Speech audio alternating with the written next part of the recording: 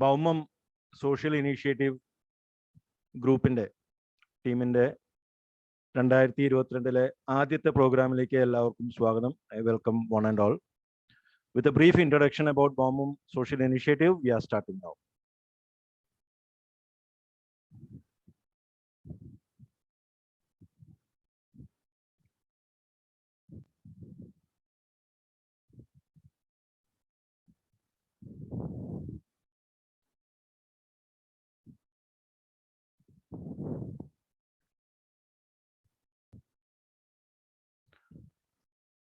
Baumum is a fraternity of people with diverse backgrounds coming from all over the globe, together for humble but credible and impactful activities offering a better and for improving social quotient.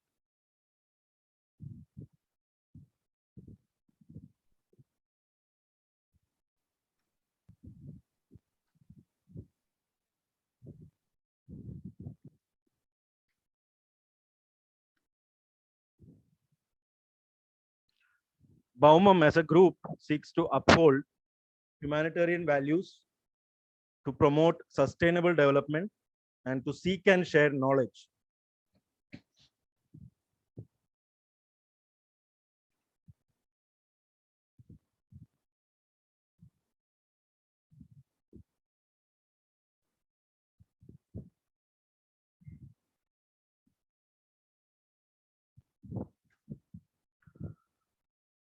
These are an indication of events which were done in the year 2020 when COVID hit us for the first time unexpectedly.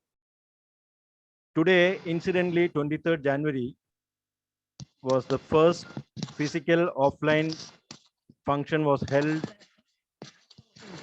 at Trichur, followed by a lot of Zoom events.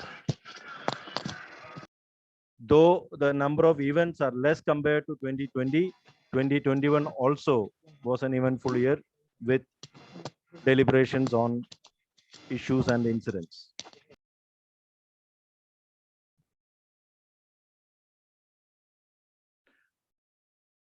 In 2018, when the floods hit Kerala, we started with a big bang socially supporting activities.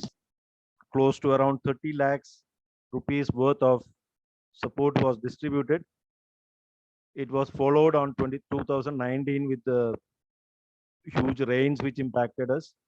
So these are just a few of those works Baumum Social Initiative had conducted.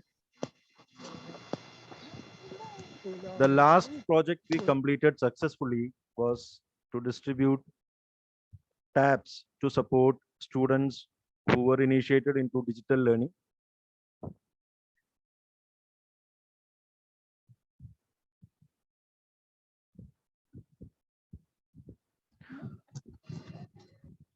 These are some of the events which were conducted before the COVID era. It started in 2017 onwards. Almost every month, Baumum people used to meet on an offline basis during those wonderful days. These are just a few programs.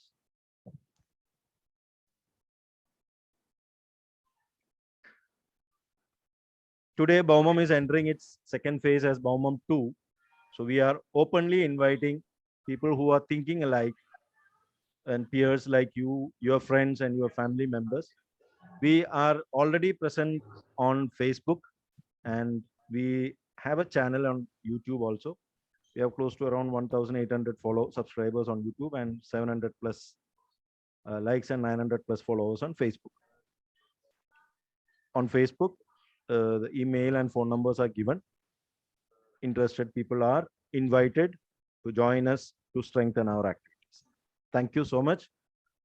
I invite Dr. Beji Jason to take forward this session, please. Thank you.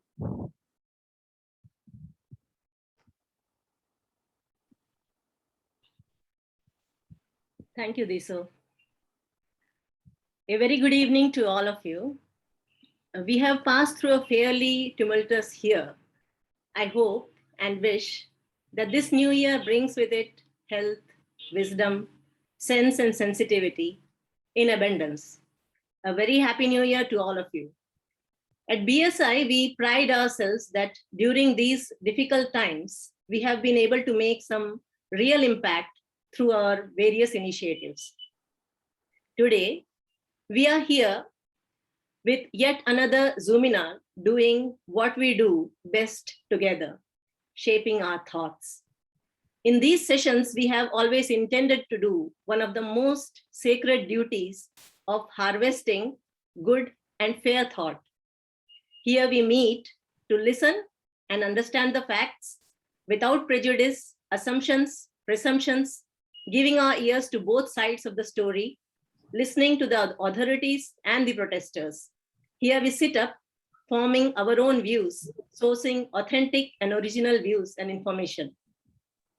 On behalf of BSI Executive Committee, I welcome you all to the Zoominar, K-Rail, Vigasan Rathamo, Vinasha Padayo.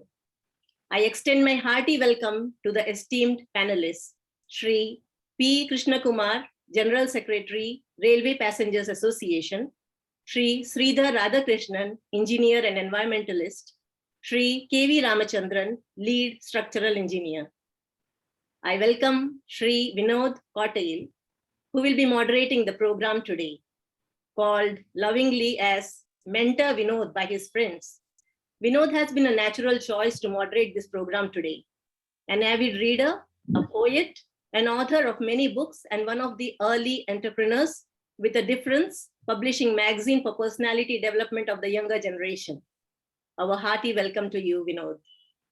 I welcome our President, Dr. M. Ramanunni, BSI Executive Committee members, BSI members, all members of Bhaumam, and all others who have responded to our invites and have taken the effort to be here today with us. May I request you all to keep your audios mute and your videos on. Please put your questions in the chat box. We would try to seek answers to as many questions we can. The Zoominar would be recorded and is broadcasted as Facebook Live. Once again, I welcome you all to deliberate this very important question, K-Rail, Vigasana Radhamo, Vinasha Padayo. I invite our President, Dr. M. Ramanunni, to give the introductory address. Thank you. Good evening. കലാലയങ്ങള് വളരെ സജീവമായിരുന്ന ചർച്ചകളുടെയും സംവാദങ്ങളുടെയും വേദിയായിരുന്ന കാലഘട്ടം Thrissur engineering കോളേജിലും അതോടൊപ്പം മറ്റ് professional കോളേജുകളിലും പഠിക്കാൻ ഭാഗ്യം ലഭിച്ച ഏതാനും പേർ ആരംഭിച്ച ഒരു ഗ്രൂപ്പാണ് ഭൗമം. അത് വെറും ഒരു ചർച്ചയുടെ വേദി മാത്രമായി മാറാതെ, സൗഹൃദം പങ്കിടാനുള്ള വേദി മാത്രമായി മാറാതെ, സാമൂഹ്യക്ഷേമ പ്രവർത്തന രംഗത്തേക്ക് ഇറങ്ങണമെന്ന് തീരുമാനിച്ചപ്പോഴാണ് ഭൗമത്തിന് BSI എന്നുള്ളതായി ഭൗമം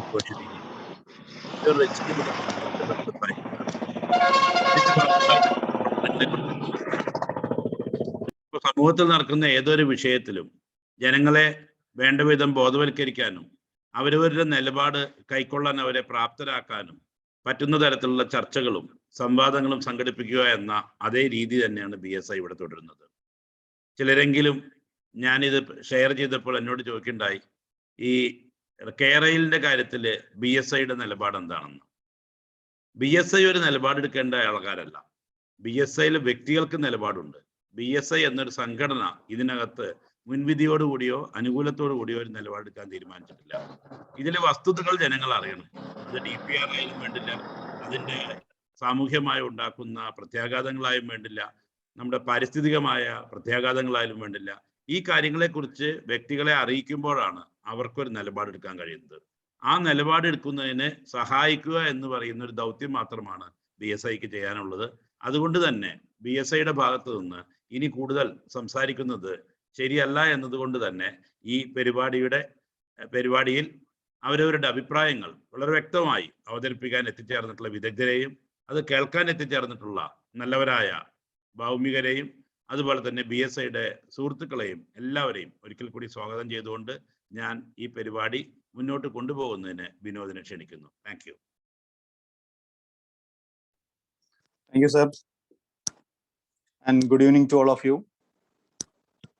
ബഹുമാനപ്പെട്ട BSI പ്രസിഡന്റ് ഡോക്ടർ രാമനുണ്ണി, ഇന്നിവിടെ സ്വാഗതം ആശംസിച്ച BSI vice president doctor Beji Jason, ഇന്നത്തെ നമ്മുടെ വിശിഷ്ടാതിഥികൾ ശ്രീ KV രാമചന്ദ്രൻ, ശ്രീ P കൃഷ്ണകുമാർ, ശ്രീ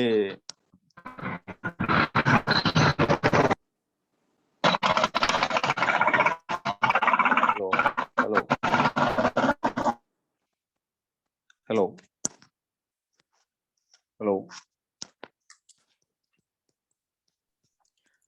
വിനോദ് കേൾക്കാം. കേൾക്കാലോ അല്ലേ? യെസ്. ശ്രീ P കൃഷ്ണകുമാർ, ശ്രീ സജിൽ രാധാകൃഷ്ണൻ, അതുപോലെ തന്നെ BSI സെക്രട്ടറി പ്രൊഫസർ കൃഷ്ണകുമാർ, മറ്റ് BSI ഭാരവാഹികളെ, ഭൗമികരെ, ഇന്ന് ഈ പരിപാടിയിൽ പങ്കെടുക്കുന്ന മറ്റ് വിശിഷ്ടാതിഥികളെ, സുഹൃത്തുക്കളെ, ഈ പരിപാടി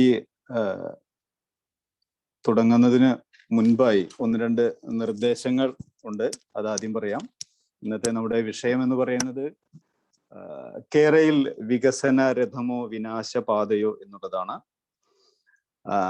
ഈ നിർദ്ദേശങ്ങൾ എന്ന് പറയുന്നത് നമ്മുടെ ഇത് കഴിഞ്ഞാലുള്ള ഈ പരിപാടിയെ കുറിച്ചുള്ള ചെറിയൊരു ആമുഖം, അതിനുശേഷം ഓരോ സ്പീക്കേഴ്സിനും 10 മിനിറ്റ് സമയമാണ് നമ്മൾ അനുവദിച്ചിട്ടുള്ളത്.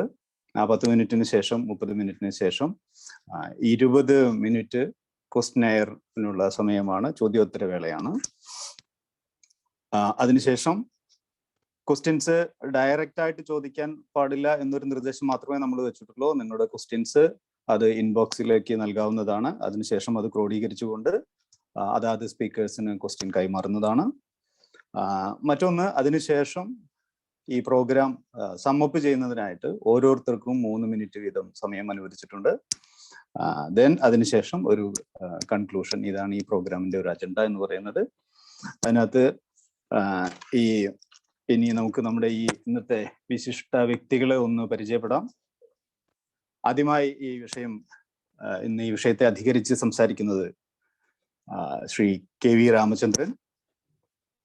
അദ്ദേഹം ഒരു സ്പെഷ്യലിസ്റ്റ് സ്ട്രക്ചറൽ എഞ്ചിനീയർ ആണ്, MTech ബിരുദധാരിയാണ് ഫ്രം IIT ചെന്നൈ. കഴിഞ്ഞ 4 പതിറ്റാണ്ടിന്റെ പ്രവൃത്തി പരിചയമുണ്ട് അദ്ദേഹത്തിന് ഈ മേഖലയിൽ. India, Kuwait, Abu Dhabi, Qatar, Myanmar, China തുടങ്ങിയ നിരവധി വിദേശ രാജ്യങ്ങളിലും അവിടുത്തെയൊക്കെ സ്വദേശിയവും വിദേശിയുമായ നിരവധി കമ്പനികളിലെ പല പ്രധാന പ്രൊജക്ടുകളും അദ്ദേഹത്തിന്റെ കയ്യൊപ്പ് പതിഞ്ഞിട്ടുണ്ട്. അഡ്നോക്, സൗദി ആരാംകോ തുടങ്ങിയവയുടെ വിവിധ പ്രോസസ് പ്ലാറ്റ്ഫോംസ്, കുവൈറ്റിലെ ന്യൂ ഓയിൽ എക്സ്പോർട്ട് ടെർമിനൽ എന്നിവ അവയിൽ ചിലത് മാത്രമാണ്. Vallarpadam international container transshipment terminal, അതിന്റെ പ്രവർത്തനങ്ങളിൽ ഒരു ലീഡിംഗ് സ്ട്രക്ചറൽ എഞ്ചിനീയറായി അദ്ദേഹം സേവനമനുഷ്ഠിക്കുകയുണ്ടായി. അതുപോലെ തന്നെ ഇൻകലിന്റെ പ്രൊജക്ട് കൺസൾട്ടന്റായി സേവനമനുഷ്ഠിച്ചിട്ടുണ്ട്. കേരള വാട്ടർ അതോറിറ്റിയുടെ സ്ട്രക്ചറൽ കൺസൾട്ടന്റ് ആണ്. എടുത്തു പറയേണ്ട മറ്റൊന്ന്, 150-ൽ കൂടുതൽ സ്കൂളുകളുടെയും 10ഓളം ഹോസ്പിറ്റലുകളുടെയും അതുപോലെ തന്നെ നിരവധി കമ്മ്യൂണിറ്റി ഹെൽത്ത് സെന്റേഴ്സിന്റെയും എക്സ്പെർട്ട് സ്ട്രക്ചറൽ എഞ്ചിനീയർ എന്ന രീതിയിൽ അതിന്റെയൊക്കെ റിവ്യൂ നടത്തിയിട്ടുള്ളത് അദ്ദേഹമാണ്. അദ്ദേഹത്തെ നിങ്ങൾക്ക് എല്ലാവർക്കും വേണ്ടി അദ്ദേഹത്തെ ഞാൻ ഈ വേദിയിലേക്ക്, ഇന്നത്തെ ഈ സൂമിനാറിലേക്ക് സ്വാഗതം ചെയ്യുന്നു. ഇന്ന് ഈ വിഷയത്തെ അധികരിച്ച് രണ്ടാമതായി സംസാരിക്കുന്നത് ശ്രീ P കൃഷ്ണകുമാർ ആണ്. അദ്ദേഹം ഒരു മെക്കാനിക്കൽ എഞ്ചിനീയറിംഗ് ബിരുദധാരിയാണ് from Kochi university. FACT engineering and design organisation അഥവാ ഫെഡോയുടെ മുൻ ഡെപ്യൂട്ടി ചീഫ് എഞ്ചിനീയർ ആണ്. റെയിൽവേ പാസഞ്ചേഴ്സ് അസോസിയേഷൻ തൃശ്ശൂരിന്റെ ജനറൽ സെക്രട്ടറിയാണ്. റെയിൽവേയുടെ നിരവധി കമ്മിറ്റികളിൽ അദ്ദേഹം അംഗമാണ്. പൊതുഗതാഗതം എന്ന വിഷയത്തിൽ നിരവധി ലേഖനങ്ങൾ എഴുതിയിട്ടുണ്ട്. കൂടാതെ തൃശ്ശൂരിന്റെ പല സാംസ്കാരിക പരിപാടികളിലും അദ്ദേഹത്തിന്റെ നിറസാന്നിധ്യം ഉണ്ടാകാറുണ്ട്. ശ്രീ P കൃഷ്ണകുമാറിനെ ഒരിക്കൽ കൂടി ഈ സൂമിനാറിലേക്ക് സ്വാഗതം ചെയ്യുന്നു. ഇന്ന് ഈ വിഷയത്തെ അധികരിച്ച് സംസാരിക്കുന്ന മറ്റൊരു പ്രഗത്ഭ വ്യക്തിയാണ് Shri Shridhar Radhakrishnan. Is an engineer by education and an environmentalist by passion and practice. എൻവയോൺമെന്റൽ ഹെൽത്ത് ആൻഡ് ജസ്റ്റിസ് അദ്ദേഹത്തിന്റെ ഇഷ്ടമേഖലയാണ്. പ്രധാനമായും അദ്ദേഹത്തിന്റെ പ്രവർത്തനം sustainable agriculture, agro ecology and food sovereignty, എൻവയോൺമെന്റൽ policy and advocacy and land use policy എന്നിവയാണ്.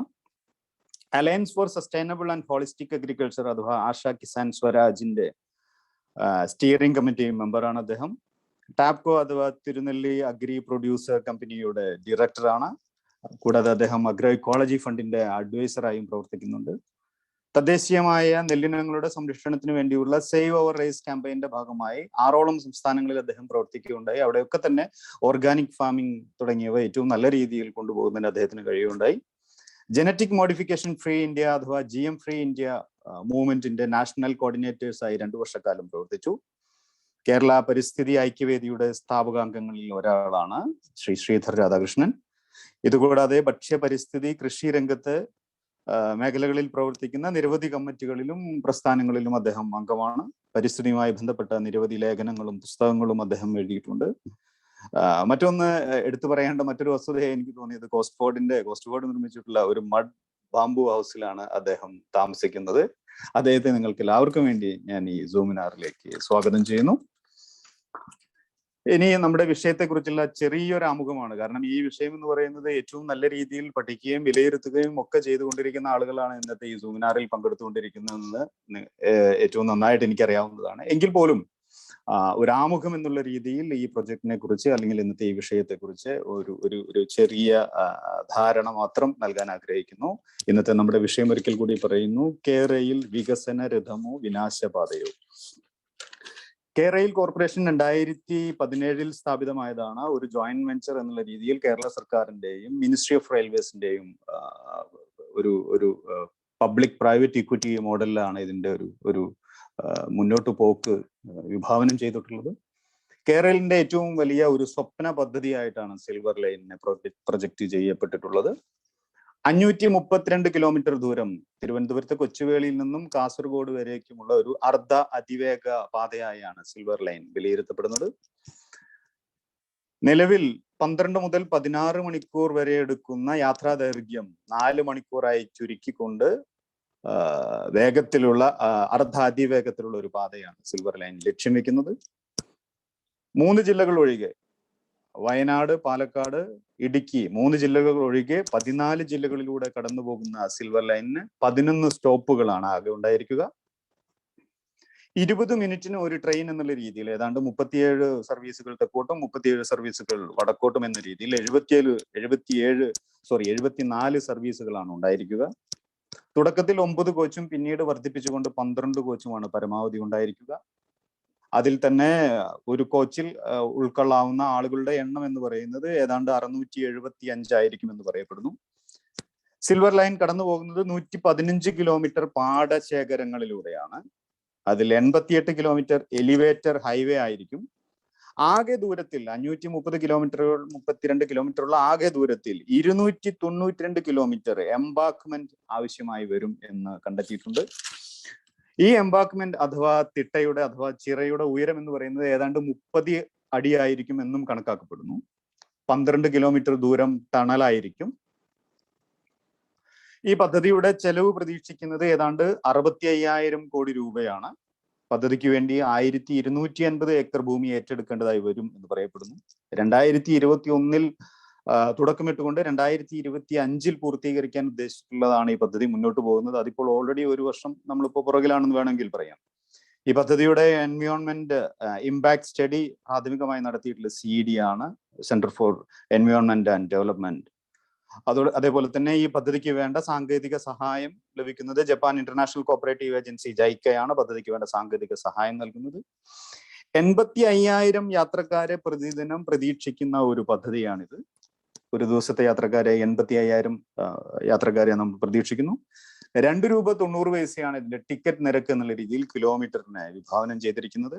യാത്രക്കാരില്ലാത്ത അല്ലെങ്കിൽ യാത്രക്കാരുടെ തിരക്ക് അധികമില്ലാത്ത രാത്രി സമയങ്ങളിലും മറ്റ് ഒഴിവ് സമയങ്ങളിലും ഒക്കെ റോറോ സർവീസാണ് പദ്ധതിയുടെ വരുമാനമായി പ്രതീക്ഷിക്കുന്ന മറ്റൊരു മാർഗം എന്ന് പറയുന്നത്. ഇത്രയും ഇതേക്കുറിച്ച് ആമുഖമായി പറഞ്ഞുകൊണ്ട് ഈ പദ്ധതിയെ കുറിച്ച് ആമുഖമായി പറഞ്ഞുകൊണ്ട് ഇന്ന് ഈ വിഷയത്തെക്കുറിച്ച് ഈ വിഷയത്തെ അധികരിച്ച് സംസാരിക്കുന്നതിനായി ആദ്യമായി ഞാൻ ശ്രീ KV രാമചന്ദ്രനെ ക്ഷണിക്കുന്നു. Sir, please.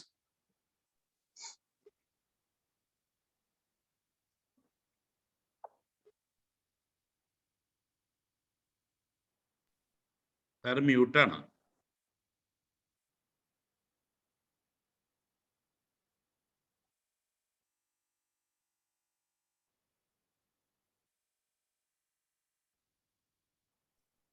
Okay, Carol. Yes.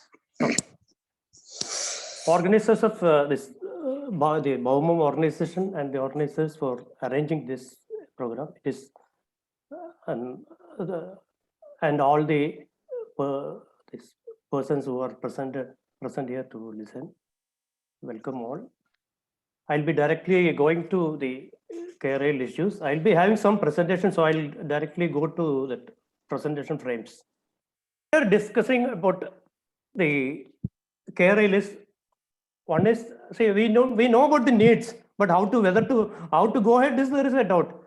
So like fast passenger movement is required, and what is not discussed too much is uninterrupted container movement is required. Otherwise, both the container terminal will be waste. And another is existing rail facility. The fact is existing rail facility is not sufficient. So, and rework on existing line is just impossible. I'll come to that. I'll tell you why it is impossible. And another is the one main thing is, see, as technology improves, the rolling stocks, engine technology, engine from steam engine, we went to diesel engine to the electrical locomotive, now going to faster electrical locomotives. Similarly, coaches are improved. But what happens is rail alignment still suitable only for steam engines, not for the diesel or even for the electric locomotives. Its maximum speed cannot be attained in our alignment. So what happens is our handicap is in rail alignment. Now see one example you see. See how the Rajdhani Express is running here. See, from Delhi to Mangalore, it runs at an average speed of 80 kmph. And in Konkan Rail with single railway track, it runs at 80 kmph. And in Kerala, it has got an average of 53.45 kmph. And you take the other route, Tirur to Kasaragod, you can get, they are having an average speed of 70 kmph, almost closer to the remaining part of India. But once you come to Shornur to Trivandrum, we have got an average speed of 46 kmph. So what happens is, when we are talking about K-rail rerouting or the problems or how we can go ahead with the parallel to the railway and all, we have to have a close look at Shornur Trivandrum than Tirur Kasaragod. So there is a difference in the way the rail alignment is taken. Because why it has happened was, from the Chennai to Mangalore, it was constructed by the British government. At that time, they have got a practice of this acquiring liberally, and then they made wider one. Only single track was available at that time. Still more railway land was available. Whereas from Cochin to the Shornur to Cochin came later.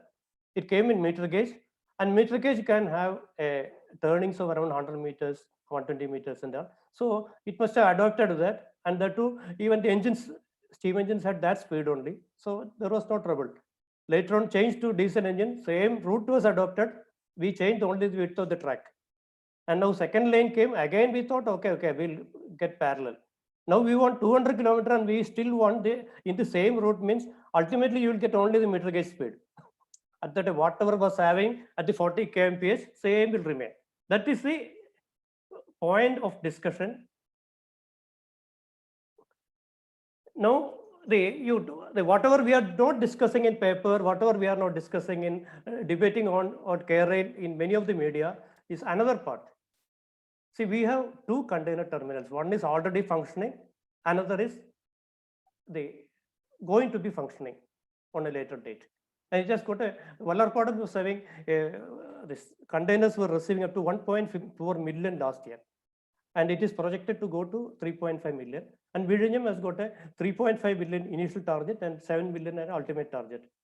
So if you are taking at least 60% of those containers through the goods route, at least 80 rakes will be required in Vallarpadam and Vallarpadam, and now only Vallarpadam because existing. But in projected case, even Vizhinjam will join, and ultimately it will be 190 rakes have to move a day. And at present, the railway is facing a big problem in having the container use due to crossing in Edappalli, because continuously passenger trains are moving, and whatever containers are coming or containers are going out, it has to cross these existing two lines, which are already busy. And the two existing two lanes in railway record, it is 180% utilized. So ultimately what happens is, if you are happy with this system, you are killing Vallarpadam terminal, and later on we will be killing Vizhinjam terminal also. That will happen. We are not choking it without a provision. And ultimately what is happening is our roads are getting choked because the people are moving the containers through highways.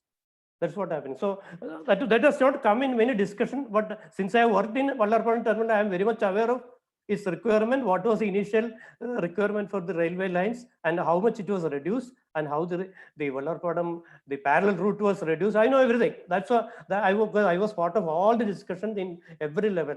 So I know that history of it and how it was compromised to make a very mean alignment. It was just a minimum requirement was given. So it was not allowing Vallarpadam to grow actually. Luckily it didn't luckily it didn't grow. It had grown means it was receiving around 3.5 million terminals means, and a million ton 3.6 million TEU containers means cannot proceed at all. No, so that is the two aspects where we need some solutions. And see the current railway lines. Our current alignment has got 620 curves. That is consisting of out of total length, it consists of 36%, that is 208 kilometers on curves. And out of this, maybe 90% between Shornur and Trivandrum, not that equally distributed. So that is easily visible from the Rajdhani speed. And another item what is blocking us is most of our platforms are in main line. Running line itself, see Thrissur station, in running two lanes we have got the platform. So when a train is stopped, a container, the rake cannot go. And another problem is mixed traffic, like passenger trains, express trains, goods trains, the Rajdhani, everything is going in same route. And finally, we are taking Rajdhani in the late night. And we are telling people are not boarding Rajdhani, so Rajdhani is not economical, because we are running it an odd time where people cannot board for up to Kasaragod. And we are blaming that. See, if you are starting at 7 o'clock or 8 in the morning from Trivandrum, it cannot run at this speed. That's why we are starting at the late. That's why people are not boarding also. And another one is we don't have the block digital system, block signal system. And another major issue is we have got most of the trains at 25 coaches. And it has got too many stops. Wherever it stops, it has to, the stopping time will be more for 25 coaches. And taking the picking up also time will be more. And another, if you some train has to some faster train has to overtake from the station, means it needs an additional line for this length, more than 25 coaches plus that joining length is required. That's difficult in many stations.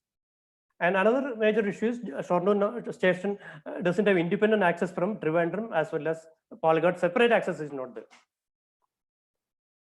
Then now see the issue of curves. See, I told you about 620 curves, less than 220 meter radius. See, in that maximum speed can be permitted only 75. That's what they are giving in Shornur Trivandrum route. Once it is going to 1750 only, we can get the almost the 200 speed. So in that still and curve it may have at 158 only. And see, for existing curves, which are some of them are up to 100 and 120 only due to the meter gauge conversion to broad gauge and without changing the route. So finally, around 120 to 220 meter radius curves are there, and the semi-speed rail needs 1750 meter radius. So you can see near the center of that curve how much land is to be acquired. For it's not a simple thing, not an easy one. And that too, initially when the alignment was curved, means there was a reason. Otherwise, nobody for a fancy purpose, nobody will take a curved route. So there was a solid reason for taking it curved route. So that issue will remain same now also, or must have still become adverse. You see now straightening concept. You see, this is the recent straightening effort taken in Jollarpet station. You can see the whole platform was removed. It has got a reverse curve. A reverse curve was the most difficult one in any running system, even in road also. So they wanted to avoid the reverse curve, and finally they made in single curve. And what all they could achieve was 60 kmph to 80 kmph was achieved. So where we can think of around 200 kmph. So by straightening the curves, see, this is all, this curve straightening, you see, this straightening itself is very good compared to our curves, but still its range is only this. Now take our conditions, like see Ernakulam near, see somewhere here, Ernakulam north is from say Aluva. If you are going to Mulanthuruthy, you see internally if you are seeing so many small curves are there, even Ernakulam yard area to Tripunithara, so many curves are there. All together, if you are taking, see what is the preferred route for a faster route, you need all to avoid all the bends. And finally, what is K-rail route you see here, right side in red? See, it itself has bends because they wanted a station near this city. So they bought it bend, and that too, I think it may be, there is refinery here. There is a restriction. So they may be brought like this. So this is the condition in Ernakulam. I'll show you some major stations only. Now you see this is in Kottayam. Kottayam, that green one is the existing route, and straight one, what I have drawn. So straight one is not possible, it's going through center of the city. So they have taken a route outside that. Now take another route, another one. This is Kollam. Kollam, Karunavapalli to Kollam is like this, so many curves are there. And here you see how it is going to Kollam station and then coming out. So you need a straight route. Otherwise, you can't achieve anything. So this is just 3 examples. Like that, we have to go for 620 curves. So you'll get the picture of that, how we can correct all these curves. And recently there was a plan. This another one more curve was there, like Thrissur to Tirur. You see why through Shornur, if you are taking, what happens is here through Thrissur to Shornur, so many turns are there. Thrissur and Shornur to Kuchipuram also, so many turns are there. Because it follows the Bharatapuzha route. Bharatapuzha's bank only it is following. And after Tirunava, it's straight up to Mangalore. There is no problem. So this route also, straightening the curve is better, or taking right means, taking straight means, that to next stop is only the route, not in Shornur. So better to take straight. See, give the facility like that. And another. Now, see, there is a talk, that is a railways deciding to go ahead with the Shornur-Ernakulam additional line. You see what is the railways decision. Railway, they have decided to they straighten some of the curves. And for that, they have told they will acquire 100 meter, they will give the additional line 100 meters away from the existing track. And in between, whatever is space in between the 100 meter, whatever is space in between, they will acquire that also. And then shift the existing track to that area, and finally they may leave this land. That is the only way to correct it. So they're thinking of that. That's what they have proposed for that. They have asked for the acquisition and going ahead with it. And I think around 1,500 sanction has come for that. That is, so the straightening in railway, whatever is required, they think in a positive way. So this is the impact of that. Now another one is, I told you about that. That is, most of our stations are in running line itself. Whereas in the Mangalore-Palakkad route, it is not completely like that. You see the small station, this is the Pattambi station. The left side is Pattambi station. You can see platform is here, and 2 additional lines are there. Through line is here, these are stations. So suppose a passenger is lying here, Rajdhani can go straight without reducing the speed. Similarly, this is Ottappalam station. Ottappalam station also, see, suppose a fast train is going through this, or a container train is going, rake is going through this, one train can be stopped here. And now you see the other case. See, this is Thrissur station. See, this is in running, the station platform 1 is in running line, 2 is in running line, and 3rd only is away from this in a side lane. So whenever Rajdhani, all the expresses are stopping here, even most of the passengers are stopping here, only very few cases it's going here. So what happens is, suppose behind Trivandrum Mail, if the Rajdhani Express comes, when Trivandrum Mail is stopped here, Rajdhani cannot go to this route. Similarly, Trivandrum Mail will not be taken to this platform. So what happens is, ultimately in Ullur it will be waiting. So this is the case of most of the stations are like this. So now actually here we need in between these two tracks, we need the additional 2 lanes. It is not just making 2 lanes alone. And now you see what are the engineering issues on that. See, when you think of the axle load, a broad gauge line needs, existing one is 25 metric ton per axle, and later now present requirement for container route is 32.5 ton per axle, whereas a semi high speed rail needs only 16 to 17 metric ton per the axle. So SHS, if we are providing, we can provide a viaduct route and bridges. Viaduct route can be adopted easily, not to say 300 kilometer, 400 kilometer you can have, or entire stretch you can have viaduct, but that is not possible for a 32.5 ton axle load. That will affect, because that means it will be too expensive. You cannot compare with 65,000 crores. It will be too expensive. And another is coach length. Coach length is 25 meters for the broad gauge, and SS rail has got 22 meters. So that is the influence is platform length. And in platform length, if you are merging with the present line, you have to see that other train can use in emergency. So it needs a 25 coach length platform around 625 meters. Here we are expecting 6 coach first, and then the 9 coach later, and later on 2050 or something, maybe 12 coaches. So it will come to around 180 to 260 meters.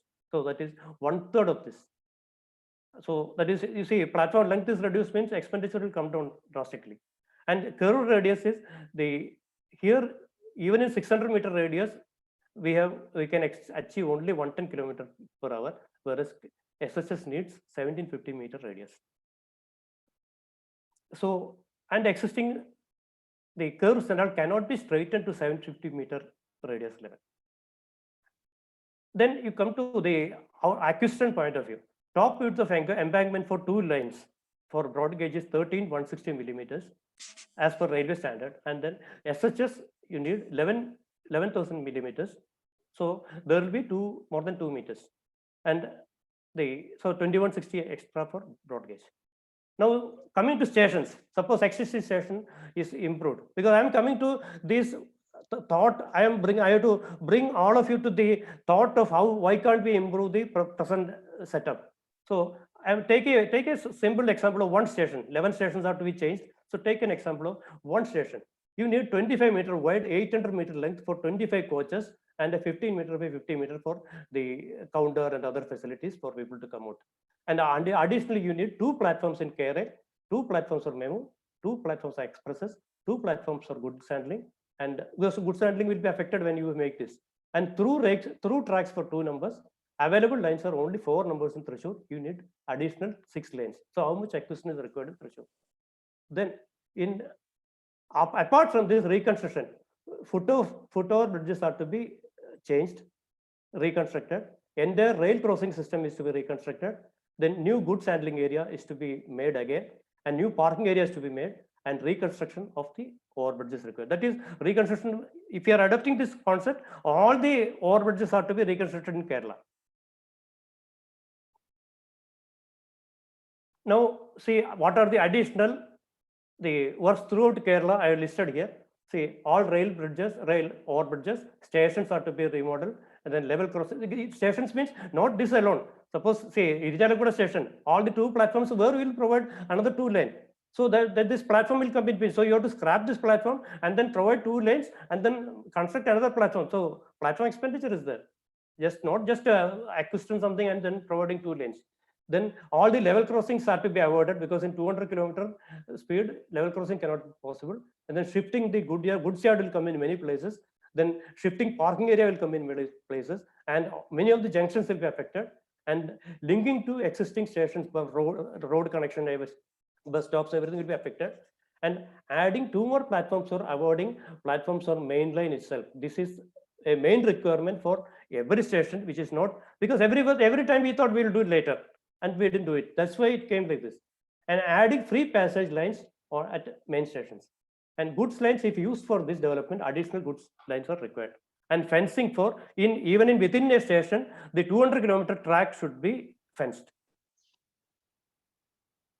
And then coming to, so from here I am bringing you to stage of necessity for going for a greenfield project, at least between Kayankulam to Tirur.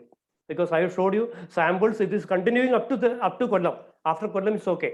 It's still manageable near the railway line. But up to Kollam, it's not okay. സമയക്കുറവ് മൂലം ഞാൻ ഒന്ന് ഇടപെട്ടോട്ടെ, അടുത്തൊരു 2-3 മിനിറ്റിനകത്ത്. Okay, 2-3 minutes. അതിനുശേഷം പിന്നീട് നമുക്ക് ഒരു second സെഷനിൽ നമുക്ക് അതിന്റെ Okay. I need only 2-3 minutes. Okay. I wanted to bring to this that new. തീർച്ചയായിട്ടും. Yes, I can understand. Okay, thank you. Now coming to, see, when you are thinking of new line, first thing is environmental issue. When you are thinking of environment issue, KRL, there is a fear. So many embankments are constructed. What will happen? Flood. It will happen to. It will. The cause floods. Already we are seeing flood. But when we are seeing flood, we have 2 big embankments already. One is national highway. Another is railway. None of them are washed out. None of them are blocking it actually. See, whereas all other reasons I have written here, like floodplains or rivers as paddy fields were filled up for construction. Encroachment by filling on water bodies, strong concrete walls on river banks near riverside apartments. Then many issues. And now coming to this, see, when fields at all, when you are providing an avoiding embankment, it's very easy. You see this. This doesn't need any high technology. Completely provided in steel. Why to go for concrete? You need not spoil Western Ghats also. And see another you see, this is even pier is on steel, not very high. Very easy to provide. This is, I think this is, I don't know whether in India it's such doubtful. It's not a high technology. You not go for this, they import any technology. We can easily do it. Provide completely in steel. And then you see this very simple one, doesn't need any high technology. Anybody can do it in any paddy field. Then this is constructed by L&T for somewhere in Gujarat, I think. This also can be adopted in the paddy fields, and all these systems can span up to 60 to 100 meters. So here our proposal is only 28 meters span. So that can be changed. Now, so these are the types possible. And now I am concluding it. Go for greenfield and the avoid embankments. Go for more steel construction, reduce concrete work, and then never plan for it will serve the purpose by this. That concept will finally lead to the correcting the tracks, correcting platforms, slow of corrections and all. See, that is not the way to think. Instead plan.